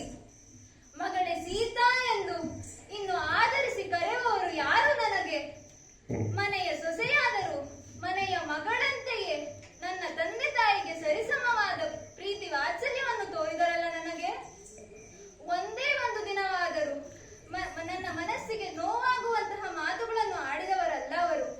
ವನವಾಸಕ್ಕೆ ಹೋಗಬೇಕು ಎಂದಾಗ 14 ವರ್ಷಕ್ಕೆ ಆಗುವಂತಹ ಉಡುಗೆ ತೊಡುಗೆಗಳನ್ನ ನನ್ನ ಬಳಿ ಕಳಿಸಿದರಲ್ಲ ಅವರು. ಅಂತಹ ಇನಕುಲದ ಚಿಂತಾಮಣಿಯು ಇನ್ನಿಲ್ಲ ಎಂದಾದರೆ ಇದೇನು ಅರ್ಥ? ಅವರ ಕಡೆಯ ದಿನಗಳಲ್ಲಿ ಅವರ ಜೊತೆಗಿದ್ದು ಅವರ ಸೇವೆಯನ್ನ ಮಾಡುವ ಭಾಗ್ಯ ನನಗಿಲ್ಲವಾಯಿತಲ್ಲ. ಅಯ್ಯೋ ವಿಧಿಯೇ.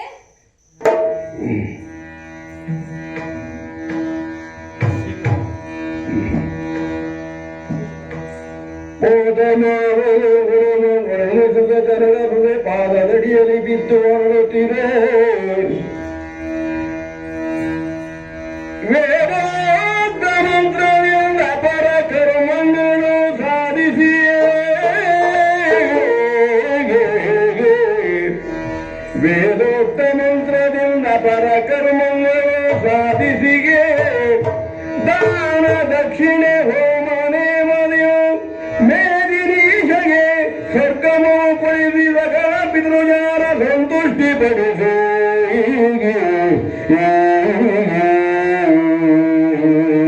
ಶ್ರೀರಾಮಚಂದ್ರ ಗುರುಹರಿಯ ಈ ಅಯೋಧ್ಯೆಯಲ್ಲಿ ಅನೇಕರು ನೋಡುವವರನ್ನು ಕಂಡಿದ್ದರಂತೆ ಇದ್ದೇವೆ, ಕೇಳಿದರು ಕೇಳದಂತೆ ಇದ್ದೇವೆ, ಅಂತರಂಗದಲ್ಲಿ ವೇದನೆ ಸಂವೇದನೆಗಳು ಇಲ್ಲದಂತೆ ಇದ್ದೇವೆ. ಆ ಸಾಲಿನಲ್ಲಿ ವಸಿಷ್ಠನನ್ನು ಜ್ಞಾನಿ ಅಂತ ಕರೆದ್ರೆ ಮನುಷ್ಯ ಅಂತ ಅಲ್ವೇ ಅವರು? ಮನುಷ್ಯನು ರಾಘವ ದಶರಥ ಮಹಾರಾಜರ ಈ ಎಲ್ಲಾ ರೀತಿಯನ್ನು ಗಮನಿಸಿದಾಗ ನಡೆಯಲೇಬೇಕು ಎಂಬ ಸಹಜವಾದ ಎಲ್ಲರಿಗೂ ಆಗುವಂತಹ ಸರ್ವೇ ಶ್ರೇಷ್ಠವಾದಂತಹ ಸ್ವರ್ಗ ಪ್ರಾಪ್ತಿ ಆಗಬೇಕಾದ ಸಂದರ್ಭದಲ್ಲಿ ನೀನು ಮಾಡಬೇಕಾದಂತ ಪ್ರಕ್ರಿಯೆಗಳು ಉಂಟಲ್ಲ. ಎಷ್ಟೇ ಆದರೂ ಈ ಪಿತೃಕಲ್ಪದಲ್ಲಿ ಪ್ರೇತತ್ವ ಶಕ್ತಿ ಇರುವುದು ಅಂಶ ಇರುವುದು, ಜ್ಯೇಷ್ಠನಾದಂತಹ ಮಗ ಮತ್ತು ಪುರೋಹಿತനുള്ള ಅಂಶ ಇರುವುದು. ನಾನೂ ಬಂದದ್ದು ಆ ಸೂತಕವನ್ನು ತೊಳೆಯುವುದಕ್ಕೆ. ಹಿರಿಯರಾದಂತಹ ನಿನ್ನಿಂದಲೇ ಈ ಸಪೀಠೀಕರಣವನ್ನು ಮಾಡಿಸಿದ್ದಾರೆ. ವಸಿಷ್ಠನಾದವನು ಈ ರಘುಕುಲದಲ್ಲಿ ಪುರೋಹಿತನಾಗಿರುವುದು ಶ್ರೀರಾಮ ನಿನಗಾಗಿ, ನಿನ್ನಿಂದಲಾಗಿ ಪ್ರಜಾಜನರು ಬಾಳಬೇಕು, ಧರ್ಮ ರಕ್ಷಣೆಯಾಗಬೇಕು. ಹಾಗಾಗಿ ಸಾವಿರಾರು ವರ್ಷ ಬಾಳಿ ಬದುಕಿದಂತಹ ಈ ಸೂರ್ಯವಂಶದ ಮಹನೀಯರಾದಂತಹ ದಶರಥ ಚಕ್ರವರ್ತಿಗಳಿಗೆ ಪಿತೃಯಾನಕ್ಕೆ ಬೇಕಾದಂತಹ ಸಂಸ್ಕಾರಾದಿಗಳು ಹಿರಿಯನಾದನಿಂದ ನಡೆಯತಕ್ಕದ್ದು. ಇದು ಯೋಚಿಸಬೇಡ. ಅವರು ತೀರಿ ಹೋಗಿ ಬಹಳ ದಿನ ಆದರು. ಈಗ ನೀನು ಕೇವಲ ತ್ರಿರಾತ್ರಿ ವ್ರತವನ್ನು ಆಚರಿಸಿ, ಇದು ಇಲ್ಲೇ ಸಿಗುವಂತಹ ಹಿಂಗುದಿಯ ಮರದ ತೊಗಟೆಯಿಂದ ಮಾಡಲ್ಪಟ್ಟಂತಹ ಅನ್ನಕ್ಕೆ ಸಮನಾದಂತಹ ವಸ್ತುವಿನಿಂದ ಅವರಿಗೆ ಬೇಕಾದಂತಹ ಸಂಸ್ಕಾರಾದಿಗಳನ್ನು ಮಾಡಬೇಕು. ಪಿಂಡ ಪ್ರದಾನಾದಿಗಳನ್ನು, ಜಲೋದಕವನ್ನು ಕೊಡುವ ಮೂಲಕವಾಗಿ ಸಂಸ್ಕಾರವನ್ನು ಮಾಡಿ ಆ ಪಿತೃಲೋಕಕ್ಕೆ ಅವರು ಪಿತೃಗಳಾಗಿ ನಮ್ಮನ್ನು ಆಚರಿಸುವಂತಹ ಯೋಗ ಬರುವಂತೆ ಕರ್ತವ್ಯವನ್ನಾಗಬೇಕು. ಅದೇ ಪ್ರಕಾರವಾಗಿ ಈ ಎಲ್ಲಾ ಕರ್ತವ್ಯವನ್ನು ನಿರ್ವಹಿಸಿದ್ದೆ ಎಂಬುದಕ್ಕೆ ಯಾವ ಸಂಶಯ ಇಲ್ಲ. ನನ್ನ ಋಣ ತೀರಿತು ಕುಮಾರ. ಈ ದೇಶದ ಸಂಬಂಧ ವಿಚಾರದಲ್ಲಿ ಎಲ್ಲವೂ ನೀವು ಸುಮ್ಮನಾಗಿರು.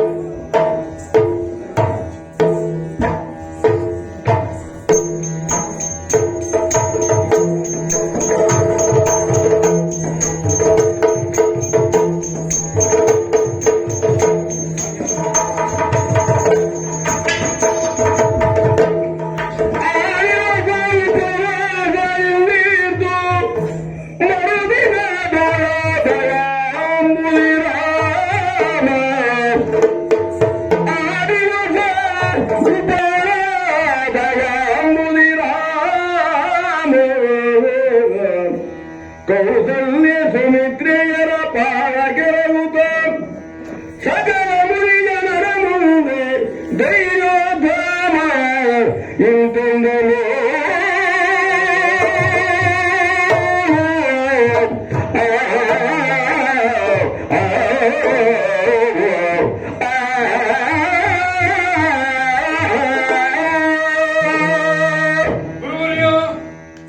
ಶ್ರೀರಾಮಚಂದ್ರ, ನಿಮ್ಮ ನಿರ್ದೇಶನದಂತೆ ಸಕಲ ಪಿತೃ ಕಾರ್ಯವನ್ನು ನಮಗನುಕೂಲ ಇದ್ದ ಮಟ್ಟಿಗೆ ನಾವು ಮಾಡಿ ಮುಗಿಸಿದ್ದೇವೆ ಎಂಬುದರಲ್ಲಿ ನಾನು ಧನ್ಯತಾ ಭಾವವನ್ನು ಹೊಂದಿದ್ದೇನೆ ಗುರುವರ್ಯ. ನೀವೇ ಹೇಳಿದ ಹಾಗೆ ಇಂಥದ್ದನ್ನೇ ಪಿಂಡ ಪ್ರದಾನ ಮಾಡಬೇಕು ಎನ್ನುವುದು ಶಾಸ್ತ್ರದಲ್ಲಿಲ್ಲ. ಆ ಹೊತ್ತಿಗೆ ಯಾವುದು ಅನುಕೂಲವೋ ಅದರಿಂದ ಮಾಡುವುದಕ್ಕೆ ಸಾಧ್ಯ ಎನ್ನುವಂತಹ ವಿಚಾರ ಇದೆ ತಾನೆ. ಅದರ ಮುಖೇನವಾಗಿ ನಾವು ನಡೆದುಕೊಂಡು ಒಂದು ದಿನದ ಉಪವಾಸವನ್ನು ನೀವು ಹೇಳಿದ ಹಾಗೆ ಪೂರೈಸಿ ಪಿತೃ ಕಾರ್ಯವನ್ನು ಶ್ರದ್ಧೆಯಿಂದ ಜ್ಯೇಷ್ಠ ಪುತ್ರನಾಗಿ ಮಾಡಿ ಮುಗಿಸಿದ್ದೇನೆ. ನನಗೂ ಸಮಾಧಾನ ಆಗಿದೆ. ಪುರೋಹಿತನಾಗಿ ಸಾರ್ಥಕ ಆಯಿತು. ನೀನು ಧೈರ್ಯೋದ್ಧಾಮ ಎಂಬುದಕ್ಕೆ ಯಾವ ಅನುಮಾನ ಇಲ್ಲ. ಈ ದೇಶದ ಎಲ್ಲ ಚಟುವಟಿಕೆಗಳು ಕೂಡ ನಿನ್ನ ನಡೆಯಬೇಕಾದ್ದು ನಿಮ್ಮೇವರ ವಿಷಯ. ಆದ್ದರಿಂದ ನಿಮಗೆಲ್ಲರಿಗೂ ಅದು ಪಿತೃ ಕಾರ್ಯವನ್ನು ಮಾಡಿ ಮುಗಿಸಿದ್ದಾಗಿದೆ. ಪಿತೃ ಕಾರ್ಯವನ್ನು ಮುಗಿಸಿದೆ ಎನ್ನುವುದಕ್ಕಾಗಿ ನನ್ನ ಹೊಣೆಗಾರಿಕೆ ಮುಗಿಯಿತು ಎಂದಲ್ವಲ್ಲ, ನನ್ನ ಹೊಣೆಗಾರಿಕೆ ಇನ್ನೂ ಒಂದಷ್ಟಿದೆ.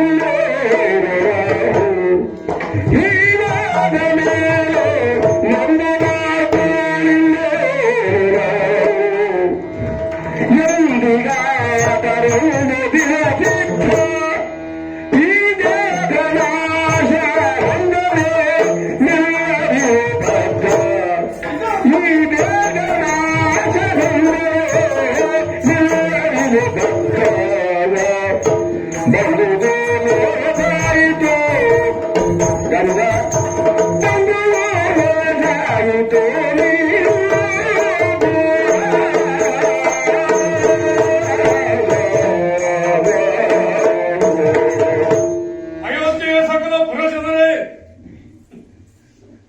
ನನ್ನ ಒಲವಿನ ಮಾತೆಯರೇ, ಗುರುವರಿಯರೇ, ಮಗು ಭರತ ನೀವೆಲ್ಲರೂ ಇಂದು ಬಂದುದು ಒಂದರ್ಥದಲ್ಲಿ ಬಹಳ ಲೇಸಾಯಿತು, ಬಹಳ ಲೇಸಾಯಿತು. ಯಾಕೆಂದ್ರೆ ಜ್ಯೇಷ್ಠ ಪುತ್ರನಾಗಿರುವಂತಹ ನನ್ನಿಂದ ತಂದೆಯ ಮರಣ ವಾರ್ತೆಯನ್ನು ಕೇಳದೆ ನಾನು ವಂಚಿತನಾಗಿ ಪಿತೃಕಾರ್ಯದಿಂದ ವಿಮುಖನಾಗಿ ಹೋಗುತ್ತಿದ್ನಲ್ಲ, ಆ ಪಿತೃಕಾರ್ಯವನ್ನು ಮಾಡುವಂತಹ ಒಂದು ಸೌಭಾಗ್ಯ ಎನ್ನುವಂಥದ್ದು ನನ್ನ ಪಾಲಿಗೆ ದೊರೆಯಿತು. ನನ್ನ ಮೂಲಕವಾಗಿ ಅವರಿಗೆ ಮುಕ್ತಿಯನ್ನು ಕರುಣಿಸುವ ಯೋಗ ಭಾಗ್ಯವೂ ನನ್ನ ಪಾಲಿಂದ ಆಯಿತು. ಭರತ, ನೀನು ಅಯೋಧ್ಯೆಯಲ್ಲಿ ನಿನ್ನ ಪಿತೃಕಾರ್ಯವನ್ನ ಮಾಡಿದ್ದೀ. ಜ್ಯೇಷ್ಠ ಪುತ್ರನಾಗಿ ನಾನು ಈ ವನದ ಮಧ್ಯದಲ್ಲಿ ಮಾಡಿ ಪೂರೈಸಿದ್ದೇನೆ. ಏನು ಮಾಡ್ಲಿಕ್ಕಾಗುತ್ತದೆ? ಲೋಕವೇ ಹಾಗಲ್ವೇ? ಇಂದಿರುವ ಕಾಯ ನಾಳೆಗಿರುವುದಿಲ್ಲ, ನಾಳೆ ಇರುವ ಬದುಕು ನಾಳಿದ್ದೆಂದರಿರುವುದಿಲ್ಲ.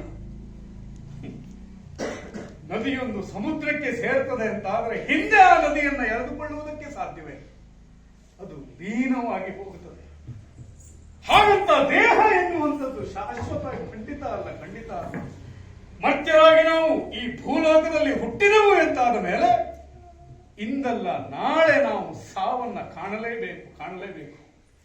ಹಾಗೆ ನಮ್ಮ ದಶರಥ ಭೂಪತಿಗಳು ಇಂದು ಮರಣವನ್ನಪ್ಪಿದ್ದಾರೆ. ಇದನ್ನ ಸೈರಿಸಿಕೊಳ್ಳುವುದು ನಮಗೆ ಅನಿವಾರ್ಯ, ಸಾಂತ್ವನ ಹೇಳಿಕೊಳ್ಳುವುದು ನಮ್ಮ ಪಾಲಿಗೆ ಅಗತ್ಯ. ಬಂಧು ಜನರೇ, ನೀವೆಲ್ಲ ಬಂದು ಆ ನಿಟ್ಟಿನಲ್ಲಿ ಸಂತೋಷವನ್ನು ಕೊಟ್ಟಿರಿ, ಒಳ್ಳೆ ಕೆಲಸವನ್ನು ಮಾಡಿದಿರಿ, ಲೇಸು ಮಾಡಿದಿರಿ.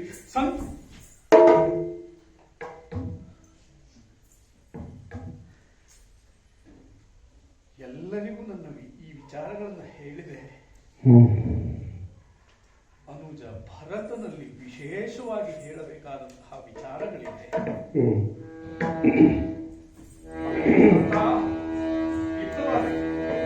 ಕಂದ ಯೋಗ್ಯ ನಗರಕ್ಕೆ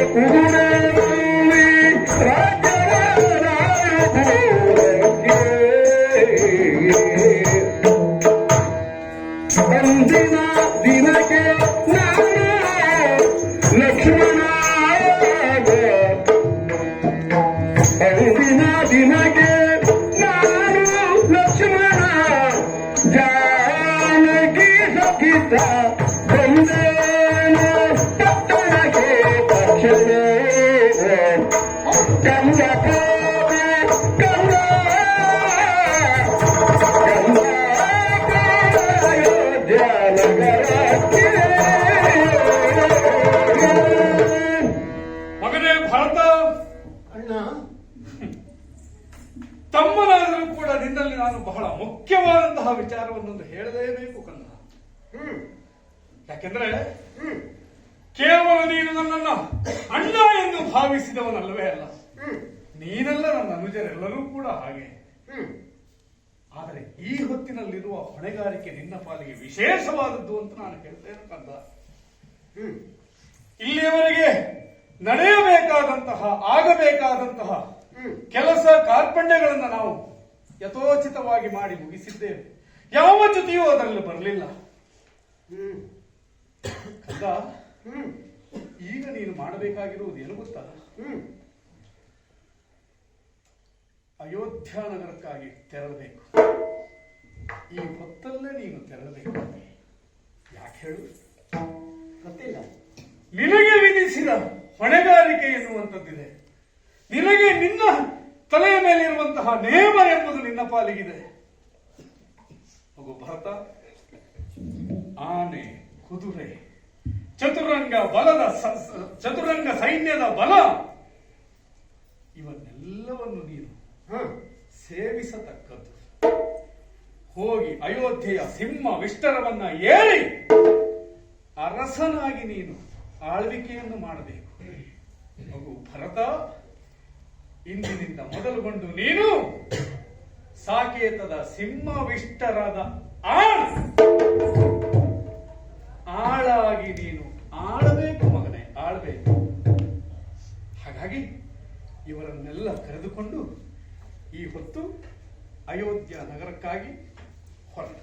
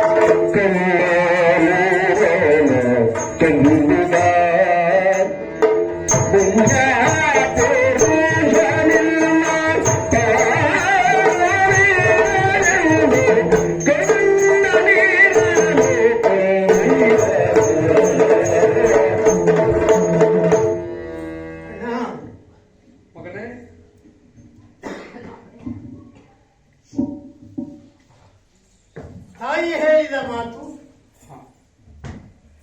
ಅಯೋಧ್ಯೆಯ ಅರಮನೆಯಲ್ಲಿ,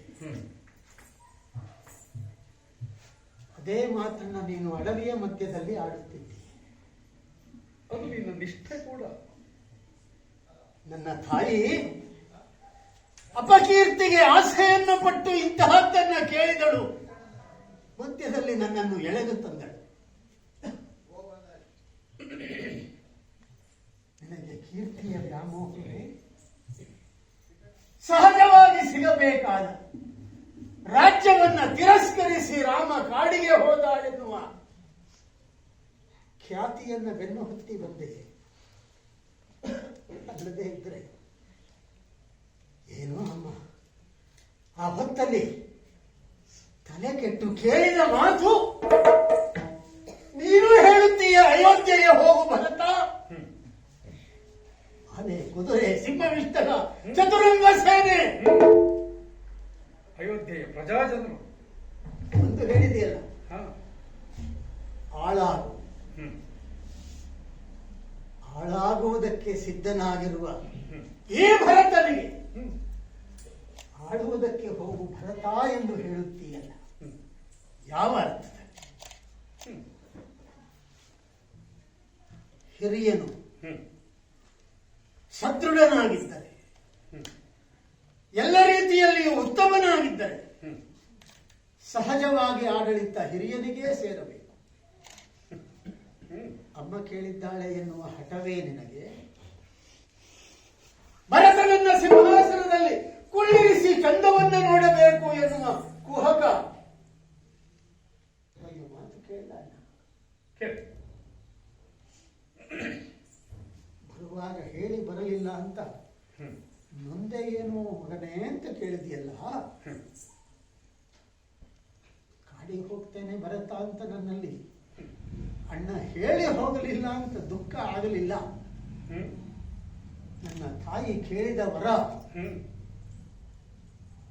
ಭರತ, ರಾಜ್ಯವನ್ನ ಆಳುವುದಕ್ಕೆ ನಿನ್ನ ಮನಸ್ಥಿತಿ ಹೇಗಿದೆ ಅಂತ ಕೇಳಬೇಕು ಅಂತ ತ್ವರಲೇ ಇಲ್ವಲ್ಲ ನನಗೆ. ಅಮ್ಮ ಕೇಳಿದ್ರು.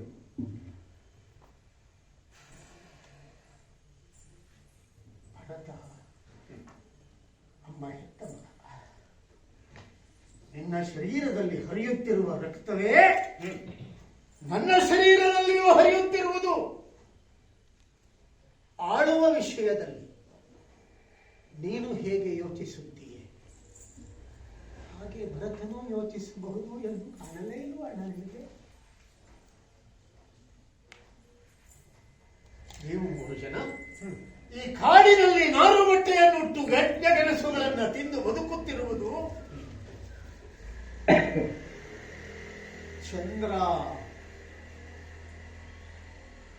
ಚಂದ್ರನಿಗೆ ಒಂದು ಕಲೆ ಉಂಟು. ಹಾಗಾಗಿ ನನ್ನನ್ನು ನೋಡಿದ್ರೆ ನನಗೆ ಚಂದ್ರನ ಹಾಗೆ ಕಂಡೆ ಅಲ್ವಾ?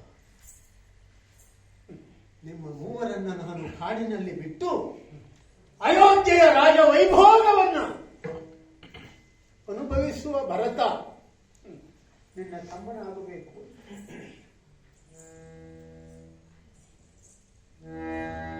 ಇದೇ ಸ್ಥಳ ಕೊಡು. ನಿಮ್ಮ 3ರೊಂದಿಗೆ ನಾನು ಒಬ್ಬನಿರ್ತೇನೆ. ಈ ಧರಿತ್ರಿಗೆ ಕೋಟಿ ಕೋಟಿ ಸಂಖ್ಯೆಯ ಜೀವಗಳ ಭಾರವನ್ನು ಹೊರುವಂತಹ ಈ ಧರಿತ್ರಿಗೆ ನಾನು ಭಾರ ಅಲ್ಲ, ಹಾಗಾಗಿ ಹೊತ್ತಿದ್ದಾರೆ.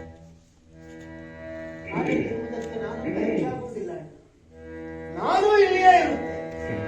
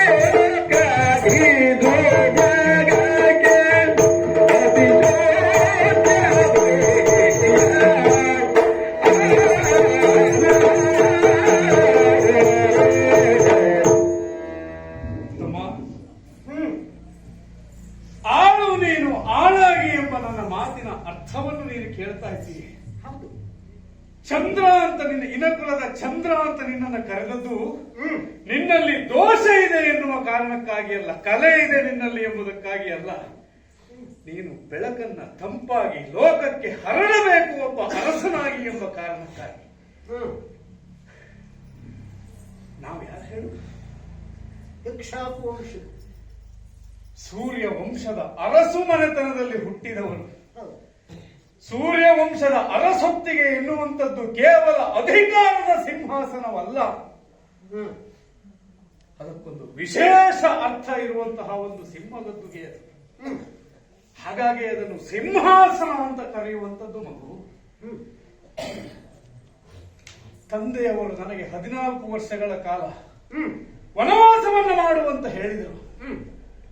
ಅದರೊಂದಿಗೆ ಭರತನಿಗೆ ಅಯೋಧ್ಯ ನಗರದ ಪಟ್ಟ ಎಂಬುದನ್ನು ಹೇಳಿದರು. ಈ ಸೂಕ್ಷ್ಮವನ್ನು ನೀನು ಅರ್ಥೈಸಿಕೊಳ್ಳಲಿಲ್ಲವೇನು ಭರತ? ಮಾತೆ ಕೇಳಿದಳು ಎನ್ನುವ ಕಾರಣಕ್ಕಾಗಿ ಹಠ ಮಾಡುತ್ತಿದ್ದೇನೆ ಅಂತ ರಾಮನನ್ನ ಹಾಗೆ ತಿಳಿಯಬೇಕು ಅಂತ ನಿನಗನ್ನಿಸುತ್ತದೆಯೇನು ಭರತ? ಭರತನಲ್ಲಿ ಒಂದು ಮಾತು ಕೇಳೋಣ ಅಂತ ನಿನ್ನ ಮನಸ್ಸಿಗೆ ಬರಲಿಲ್ವಲ್ಲ? ಇಲ್ಲಿ ಹೇಳಿ ಕೇಳುವ ಪ್ರಶ್ನೆಯೇ ಇರುವುದಿಲ್ವಲ್ಲ ಭರತ? ಯಾಕೆಂದ್ರೆ ನಾವು ನಾಲ್ವರು ಕೂಡ ಒಂದೇ ಮುಖದವರು. ನಮ್ಮ ಆಂತರ್ಯದಲ್ಲಿ ಬಿರುಕು ಭೇದ ಎನ್ನುವಂಥದ್ದು ಕಾಣುವುದಕ್ಕೆ ಸಾಧ್ಯವಿಲ್ಲವೋ ಭರತ?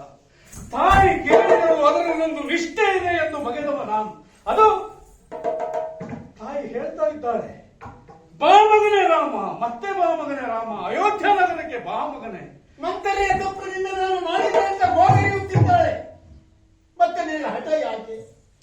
ಇದು ಹಠ ಅಲ್ಲ ರಾಮ. ನಾನು ಹೇಳುವ ಸೂಕ್ಷ್ಮವನ್ನು ಅರ್ಥೈಸಿಕೊ ನೀನು. ಈ ಒಂದು ತಂದೆಯವರು ಆಳಿದಂತ 60,000 ವರ್ಷಗಳ ಪರ್ಯಂತರ ಆಳಿದಂತಹ ಸಾಕೇತ ನಾಡಿನ ಸಿಂಹವಿಷ್ಟರ ಹಗುರವಾದ ಒಂದು ರಾಜ್ಯವಲ್ಲವದು ಭರತ. ಅಂತಹ ರಾಜ್ಯವನ್ನ ಸುಭಿಕ್ಷದಿಂದ ಆಳಿ ಆ ಸಿಂಹವಿಷ್ಟರದಿಂದ ಅವರು ಬದಿಗೆ ಸರಿದು ಒಬ್ಬ ಪ್ರಜೆಯಾಗಬೇಕು ಅಂತಾದರೆ ಅಲ್ಲೊಬ್ಬ ಶ್ರೇಷ್ಠ ಮತ್ತೆ ಅದನ್ನ ಸಿಂಹಾಸನ ರೂಢನಾಗಬೇಕು. ಆ ಶ್ರೇಷ್ಠ ನಾನು ಎಂಬುದು ನನ್ನ ಅಪ್ಪನ ಬಾಯಿಂದ ಮಾತು ಹೌದು. ಜ್ಯೇಷ್ಠ ಪುತ್ರನಾದ ಕಾರಣವಾಗಿ ನೀನೇ ಹೇಳಿದಿಲ್ಲ, ಜ್ಯೇಷ್ಠ ಪುತ್ರನಾಗಿರುವಾಗ ನಿನಗೇ ಆ ಸಿಂಹಾಸನ ಏನು ಬಳುವಳಿಯಾಗಿ ಬಂದದ್ದು ಅಂತ ನನಗೆ ಹೇಳುವುದು. ಹಾಗಲ್ಲ ಭರತ.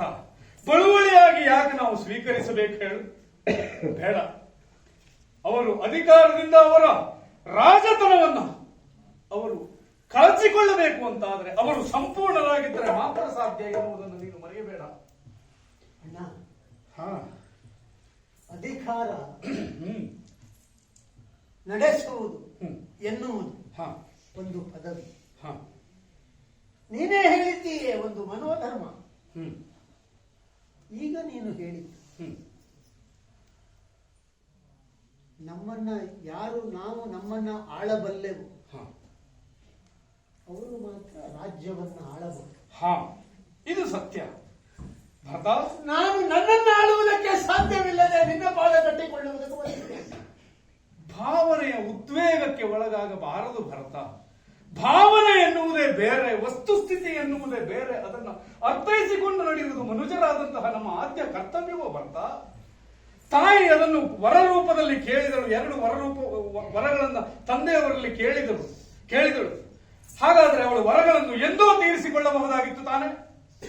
ಇಲ್ಲ. ಆಕೆ ಕೇವಲ ತಾಯಿಯಾಗಿ ಯೋಚಿಸಿದವಳಲ್ಲ ಭರತ. ಅಯೋಧ್ಯೆಯ ಸಿಂಹವಿಷ್ಟರದ ರಾಜ್ಞಿಯಾಗಿ ಯೋಚಿಸಿದ್ದಾಳವಳು, ರಾಣಿಯಾಗಿ ಯೋಚಿಸಿದ್ದಾಳವಳು. ಇದನ್ನು ಅರ್ಥೈಸಿಕೊ ನೀನು.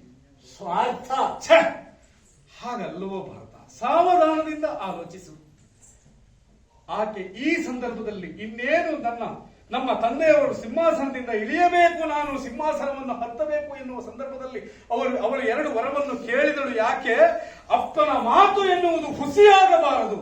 ಅದು ಕೇವಲ ನಮ್ಮ ಅಪ್ಪನ ಮಾತಲ್ಲ, ಒಬ್ಬ ಚಕ್ರವರ್ತಿಯ ಮಾತು ಎನ್ನುವುದನ್ನು ನೆನಪಿನಲ್ಲಿಟ್ಟುಕೋಬಾರ್ದ. ಚಕ್ರವರ್ತಿಯ ಮಾತು ಹುಸಿಯಾಗಿ ಆತ ಸಿಂಹಾಸನದಿಂದ ಇಳಿತಾನೆ, ಕೆಳಗೆ ಬರ್ತಾನೆ ಅಂತ ಆದ್ರೆ ಅವ ಸಂಪೂರ್ಣನಾಗುವುದಿಲ್ಲ. ಅಪ್ಪನಿಗೆ ಶ್ರೇಷ್ಠತೆ ಎನ್ನುವುದು ಲಭಿಸುವುದಿಲ್ಲ. ಅದು ನನ್ನ ತಾಯಿಯ ಯೋಚನೆಯಲ್ಲವೇ. ಆಮೇಲೆ ನನ್ನ ಅಪ್ಪನ ಒಂದು ಆಶಯ ಇತ್ತು. ಅದೇ ಸಂದರ್ಭದಲ್ಲಿ ನನಗೊಂದು ಆಶೀರ್ವಾದ ರೂಪದಲ್ಲಿ ಅವನ ಆಶಯವನ್ನು ಹೇಳಿಕೊಂಡಿದ್ದ. ಮಗನೇ ರಾಮ, ದಶರಥ ಹಾಗೂ ಕೌಸಲ್ಯಗೆ ಹುಟ್ಟಿದ ಕಾರಣವಾಗಿ ದಶರಥ ರಾಮನಾದೆ, ಕೌಸಲ್ಯ ರಾಮನಾದೆ. ಸೀತೆಯನ್ನು ಬರೆಸಿದ ಕಾರಣಕ್ಕಾಗಿ ಸೀತಾರಾಮನಾದೆ. ಕೋದಂಡ ದಂಡವನ್ನ ಕೈಯಲ್ಲಿ ಧರಿಸಿದ್ದಕ್ಕಾಗಿ ಕೋದಂಡ ರಾಮನಾದೆ. ಮಗು ರಾಮ, ನೀನು ಲೋಕಾಭಿರಾಮನಾಗಬೇಕು ಎನ್ನುವಂಥದ್ದು ನಮ್ಮ ತಂದೆಯವರ ಆಶಯವಾಗಿತ್ತು ಭರತ. ಲೋಕಾಭಿರಾಮನಾಗಬೇಕು ಅಂದ್ರೆ ಅದರ ಅರ್ಥವನ್ನ ನೀನು ಆಳವನ್ನು ಅರ್ಥೈಸಿಕೊ. ಅಯೋಧ್ಯೆಗೆ ನೀನು ಕಟ್ಟಿ ನಿಲ್ಲಬೇಡ. ಅಯೋಧ್ಯೆಯ ಸಿಂಹಾಸನಕ್ಕೆ ಕಟ್ಟಿ ನಿಲ್ಲಬೇಡ. ಲೋಕವನ್ನು ಉತ್ತರಿಸು ರಾಮ. ನಿನ್ನಿಂದಾಗಬೇಕಾದಂತಹ ಕಾರ್ಯಗಳು ಅನೇಕವಿದೆ. ಅದನ್ನು ಉತ್ತರಿಸು. ಆ ಕೈಂಕರ್ಯಕ್ಕೆ ನಾನು ತೊಡಗಬೇಕು ಅಂತಾದರೆ ಭರತ, ಪೂಜ್ಯರಾದಂತಹ ತಾಯಿಯ ಅನುಗ್ರಹವಾಗಲಿಲ್ಲವೇ ನನಗೆ? ಎಳ್ಳಿನ 7 ಭಾಗದಷ್ಟು ನಾನು ಆಕೆ ನಿನ್ನ ತಾಯಿ ಎಂದು ಗ್ರಹಿಸಿದವನಲ್ಲ, ಆಕೆ ನನ್ನ ತಾಯಿ ಎಂದು ಬಗೆದವನು ನಾನು. ಇದನ್ನು ನೀನು ಅರಿತವ. 3 ತಾಯಂದಿರಲ್ಲಿ ಭೇದವನ್ನು ಕಾಣದಿದ್ದವರು ನಾವು 4 ಮಕ್ಕಳು, ಅರಸು ಕುವರರು ಅಯೋಧ್ಯೆ ನಗರದಲ್ಲಿ. ಹಾಗಿದ್ದಾಗ ರಾಮನ ಆಲೋಚನೆ ಅದು ಹಠ ಎಂಬುದಾಗಿ ಹೇಗೆ ಆಲೋಚಿಸ್ತೀಯೋ ನೀನು? ಭರತನನ್ನು ನಾನು ನೀನು ಹೇಳಿದ ಹಾಗೆ ನಿನ್ನನ್ನು ನಾನು ಅದೇ ರೀತಿಯಾಗಿ ತೂಗಿದೆ ಅಂತ, ಅದೇ ತಕ್ಕಡಿಯಲ್ಲಿಟ್ಟು ತೂಗಿದೆ ಅಂತ ನಿನ್ನ ಮನಸ್ಸಿನ ವಿಚಾರ ಅಂತ ಆದ್ರೆ ಅದಕ್ಕೂ ಹೇಳ್ತೇನೆ ಕೇಳು ಭರತ. ನಮ್ಮ ತಂದೆಯವರ ಅಧಿಕಾರ ಪೂರ್ತಿಯಾಗಬೇಕು ಅಂತ ಆದ್ರೆ 2 ಮಾತುಗಳು ನೆರವೇರಬೇಕು ಭರತ. ಒಂದು, ರಾಮ 14 ವರ್ಷಗಳ ಪರ್ಯಂತರ ವನವಾಸವನ್ನು ಗೈಯಬೇಕು. 2ನೇಯದ್ದು, ಭರತ ಸಾಕೇತದ ಅಯೋಧ್ಯೆಯ ಅರಸನಾಗಬೇಕು. ವನವಾಸಕ್ಕೆ ನಾನು ಉತ್ಸಾಹದಿಂದ ಹೊರಟು ನಿಂತಿದ್ದೇನೆ. ಪಿತೃವಾಕ್ಯವನ್ನ ಶ್ರೇಷ್ಠ ವಾಕ್ಯ ಎಂಬುದಾಗಿ ಹೊರಟು ನಿಂತಿದ್ದೇನೆ. ಅರ್ಧಾಂಶವನ್ನು ನಾನು ಪೂರೈಸಿದ ಹಾಗಾಯಿತು. ಇನ್ನರ್ಧಾಂಶದ ಹೊಣೆಗಾರಿಕೆ ಇರುವುದು ನಿನ್ನಲ್ಲಲ್ವೇನೋ ಭರತ? ತಾರ್ಕಿಕವಾಗಿ ಆಲೋಚಿಸು ಭರತ, ತಾರ್ಕಿಕವಾಗಿ ಆಲೋಚಿಸು. ಭಾವೋದ್ವೇಗಕ್ಕೆ ಒಳಗಾಗಬಾರದು. ನಮ್ಮ ವಂಶಸ್ಥರನ್ನು ಒಮ್ಮೆ ಆಲೋಚಿಸಿ ನೋಡು.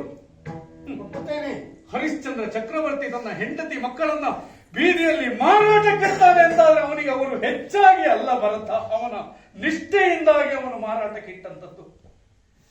ಶಿಬಿ ಚಕ್ರವರ್ತಿಯೊಬ್ಬ ತನ್ನ ತೊಡೆಯ ಮಾಂಸವನ್ನ ಹರಿದು ಒಂದು ಹಕ್ಕಿಯ ಹೊಟ್ಟೆಯನ್ನು ತುಂಬಿಸ್ಲಿಕ್ಕೆ ಹೋಗ್ತಾನೆ ಅಂತಾದ್ರೆ ಅದು ಅವನಲ್ಲಿ ಆ ಹಕ್ಕಿಯ ಹೊಟ್ಟೆಯನ್ನು ತುಂಬಿಸುವ ಅರ್ಹತೆ ಅವನಲ್ಲಿ ಇಲ್ಲದೆ ಅಲ್ಲ. ಪುಟ್ಟ ಮಾತಿಗಾಗಿ ಅದು ಅವರ ಶ್ರೇಷ್ಠತೆ. ಅಯೋಧ್ಯೆಯ ಅರಸನಾಗುತ್ತೇನೆ ಎಂದು ನಾನು ಮಾತು ಕೊಡಲಿಲ್ಲ ಅಣ್ಣ. ನೀನು ಮಾತು ಕೊಡಲಿಲ್ಲ. ನೀನು ಹೇಳುತ್ತೀಯೇ ಹಾ, ತಂದೆಯ ಭಾಷೆಯನ್ನ ತೀರಿಸಬಲ್ಲ ಭರತ ಎನ್ನುವ ಭರವಸೆಯಲ್ಲಿ ಹೊರಟು ಬಂದೆ. ಹೌದು. ಮತ್ತು ವಿಶೇಷವಾಗಿ ನಾನು ಭರತನಿಗೆ ಕರೆದು ತಮ್ಮ ನೀನು ಇದನ್ನು ನೆರವೇರಿಸಬೇಕು ಎಂದು ಹೇಳಬೇಕಾಗಿಲ್ಲ. ಯಾಕೆಂದ್ರೆ ನೀನು ನನ್ನ ಧ್ವನಿ. ಆಳುವುದಕ್ಕೆ ಅಧಿಕಾರವೇ ಬೇಕಂತಿಲ್ಲ ಅಂತಲೂ ಹೇಳುತ್ತೀಯ. ಅದಕ್ಕೆ ನಾನು ನಿನಗೆ ಆಳಾಗು ಅಂತ ಹೇಳಿ. ನಿನ್ನ ಆಳಂತೆ ನಿನ್ನ ಆಳಾಗುತ್ತೇನೆ. ಒಪ್ಪಿದೆಯಲ್ಲ? ಹಿರಿಯ ನೀನು. 14 ವರ್ಷ ಕಳೆಯುತ್ತಲೇ ನೀನು ಬರುತ್ತೇನೆ ಎಂದು ಅನುಮಾನವೇ ಬೇಡ. 14 ವರ್ಷ ಕಳೆದ ಮರುಗಳಿಗೆಯಲ್ಲೇ ಅಯೋಧ್ಯಾಪುರ ವಾಸಿಯಾಗುತ್ತೇನೆ ಎನ್ನುವಂತಹ ಭರವಸೆ ನಾನು ಕೊಡ್ತೇನೆ ಭರತ. ನಿನ್ನ ಪ್ರತಿನಿಧಿಯಾಗಿ ನಾನು 14 ವರ್ಷ ರಾಜ್ಯವನ್ನ ನೋಡಿಕೊಂಡಿರುತ್ತೇನೆ. ಇನ್ನೂ ನನ್ನ ಮಾತೊಂದನ್ನ ಕೇಳಿಸಿಕೊಳ್ಳಬೇಕು. ಅನ್ನಕ್ಕೆ ಎಲ್ಲರೂ ಕೇಳಿ. 14 ವರ್ಷ ಅನ್ನ ಕೇಳಿರೋ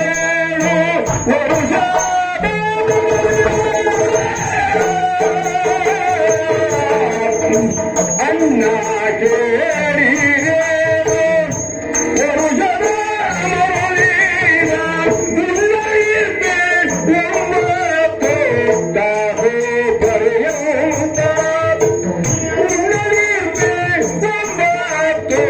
Taho,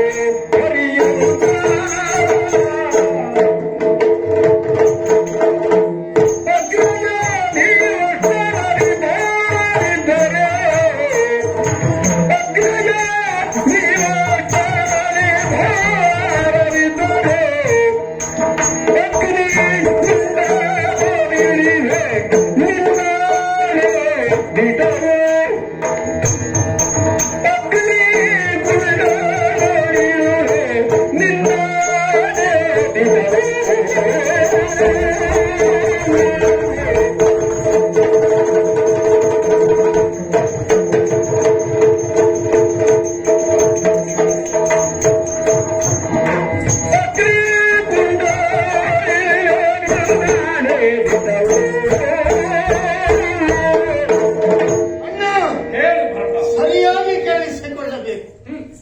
ಲಕ್ಷ್ಮಣ, ನೀನು ಸಾಕ್ಷಿಯಾಗಿರಬೇಕು. ಅತ್ತಿಗೆ ಈ ಮಾತಿಗೆ ನೀನು ಬದ್ಧರಾಗಿರಬೇಕು. ಗುರುಗಳೇ, ನೀವು ಇದಕ್ಕೆ ಸಾಕ್ಷಿಯಾಗಿದ್ದೀರಿ. ಘೋರ ಕಾರಣವ ಚಿತ್ರಕೂಟದ ಈ ಸಮಕ್ಷಮದಲ್ಲಿ ನಾನು ಹೇಳುವ ಮಾತನ್ನ ಎಲ್ಲರೂ ಕೇಳಿಕೊಳ್ಳಬೇಕು. 14 ವರ್ಷ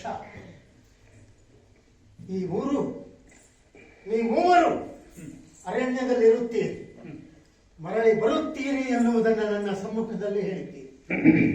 ಅಲ್ಲಿಯವರೆಗೆ ನಿನ್ನ ಪ್ರತಿನಿಧಿಯಾಗಿ ನಾನು ರಾಜ್ಯವನ್ನ ನೋಡಿಕೊಂಡಿರುತ್ತೇನೆ.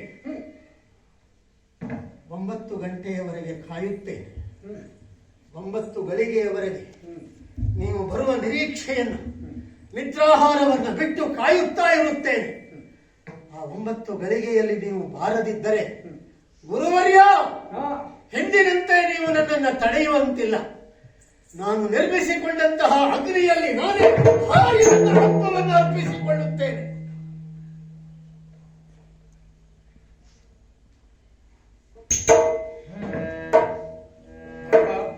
ಅಣ್ಣಯ್ಯ, ಒಪ್ಪುತ್ತೇನೆ ನಿನ್ನ ಮಾತನ್ನು. 14 ವರ್ಷಗಳ ಪರ್ಯಂತರ ವನವಾಸವನ್ನು ಮುಗಿಸಿ ಆ ನೀನು ಹೇಳಿದಂತಹ 9 ಗಳಿಗೆಯ 9 ದಿವಸದ 9 ಗಳಿಗೆಯ ಒಳಗಾಗಿ ನಾವು ಅಯೋಧ್ಯೆಯನ್ನು ಪ್ರವೇಶಿಸುತ್ತೇವೆ. ಇದು ನಾನು ನಿನಗೆ ಕೊಡುತ್ತಿರುವಂತಹ ವಚನ. ಹೋಗು, ನೀನು ಕೇವಲ ಭರತನಾಗಿ ಆಲೋಚಿಸದಿರು. ಸಾಕೇತಾನ್ವಯದ ಸೂರ್ಯ ವಂಶದ ಕುವರನಾಗಿ ಆಲೋಚಿಸು. ರಾಜ್ಯವನ್ನ ಆಳುವಲ್ಲಿ ತರ್ಕಿಸಿ ಆಳಾಗಿ ಆಳು. ಕೇವಲ ಭರತನಲ್ಲ, ನೀನು ರಾಮನ ತಮ್ಮ ಭರತನಾಗಬೇಕು. ಯಾವ ಅಯೋಧ್ಯ ಪುರವಾಸಿಗಳು ರಾಮನನ್ನ ಸೇವಿಸಬೇಕು ಎಂದು ಬಯಸುತ್ತಿದ್ದರು, ಭರತನಲ್ಲಿ ರಾಮನನ್ನ ಕಾಣುವಂತಾಗಬೇಕು. ಭರತನಲ್ಲಿ ರಾಮನನ್ನ ಕಾಣುವಂತಾಗಬೇಕು. ಹೊರಟ ಹೋಗಿ ಬಾ ಭರತ.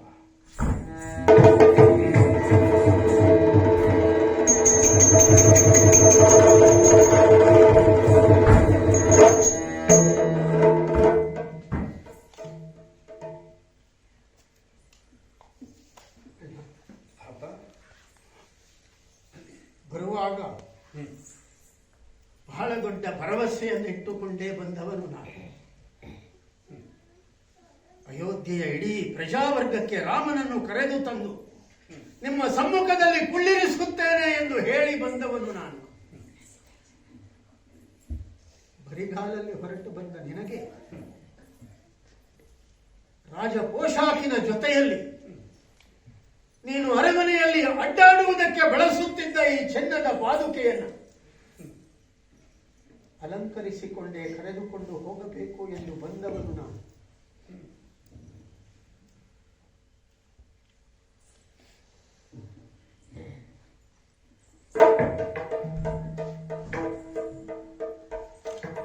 ನಿನ್ನ ಪವಿತ್ರವಾದ ಪಾದದಿಂದ ಒಮ್ಮೆ ಇದನ್ನು ಸ್ಪರ್ಶಿಸಿ ಬಿಡು. ನೀನೇ ಸಿಂಹಾಸನದಲ್ಲಿ ಕುಳಿತಿದ್ದೀಯೇ ಎಂದು ಭಾವಿಸಿ ಪ್ರತಿ ದಿವಸವೂ ನನಗೆ ನಮಸ್ಕರಿಸುವುದಕ್ಕೆ ಒಂದು ಪ್ರತಿಮೆಯನ್ನು ಕೊಟ್ಟಂತಾಗಿದೆ. ನಿನ್ನ ಅನನ್ಯವಾದಂತಹ ಪ್ರೀತಿಯ ಅನುಭವ ನನ್ನ ಪಾಲಿಗೆ ಆಗ್ತಾ ಇದೆ ಭರತ. ರಾಮನ ಪಾದವನ್ನ ಬಿಟ್ಟು ಹೋಗುವುದಕ್ಕೆ ನೀನೆಷ್ಟು ಕಷ್ಟಪಡುತ್ತಿದ್ದೀಯೋ ಅದರ ಇಮ್ಮಡಿ ದುಃಖ ನನಗೂ ಆಗುತ್ತಿದೆ ಭರತ. ಭರತನನ್ನ ಬಿಟ್ಟು ಕಳುಹಿಸುವುದು ರಾಮನಿಗೂ ಸುಲಭದ ತುತ್ತಲ್ಲ. ವಸ್ತುಸ್ಥಿತಿಯನ್ನು ಅರ್ಥೈಸಿಕೊಳ್ಳಲೇಬೇಕು. ಸರಿ, ಸೇವೆಯನ್ನು ದಾಟನ್ನು ಪಾವನ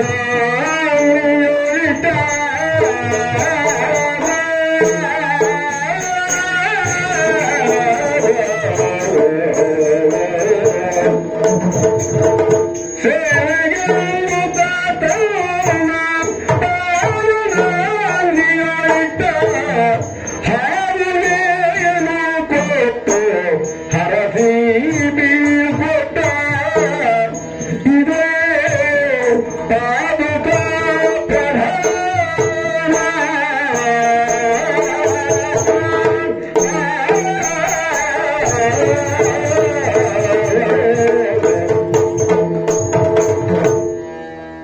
ಭರತ, ನೀನೇ ಹೇಳಿದ ಹಾಗೆ ಪಾದುಕೆಯನ್ನ ಮೆಟ್ಟಿದ್ದೇನೆ. ಹೆಗಲ ಮೇಲೆ ಹೊತ್ತಿದ್ದಿ. ಹೌದು. ನನ್ನ ಕಣ್ಣೆದುರಿನಲ್ಲಿ ನೀನು ರಥವನ್ನೇರಿ ಹೋಗಬೇಕು. ಅಪ್ಪಣೆ. ಪ್ರಜಾವರ್ಗದವರನ್ನು ತಾಯಂದಿರು ಕರ್ಕೊಂಡು ರಥವನ್ನು ಏರಿ ದಶರಥ, ರಾಮನ ಪಾಲಿಕೆ ನಿನಗೆ ಮಾತ್ರ ಅಲ್ಲ ನಮಗೆಲ್ಲವೂ ಪೂಜ್ಯವಾದ ನಾವೆಲ್ಲ ಹಾವುಗೆ ಗೆಲುವು ಕೊಟ್ಟ ಹರಸಿ ಬೀಳ್ಕೊಟ್ಟ ಪಾದುಕಾ ಪ್ರಧಾನ ಪಾದುಕಾ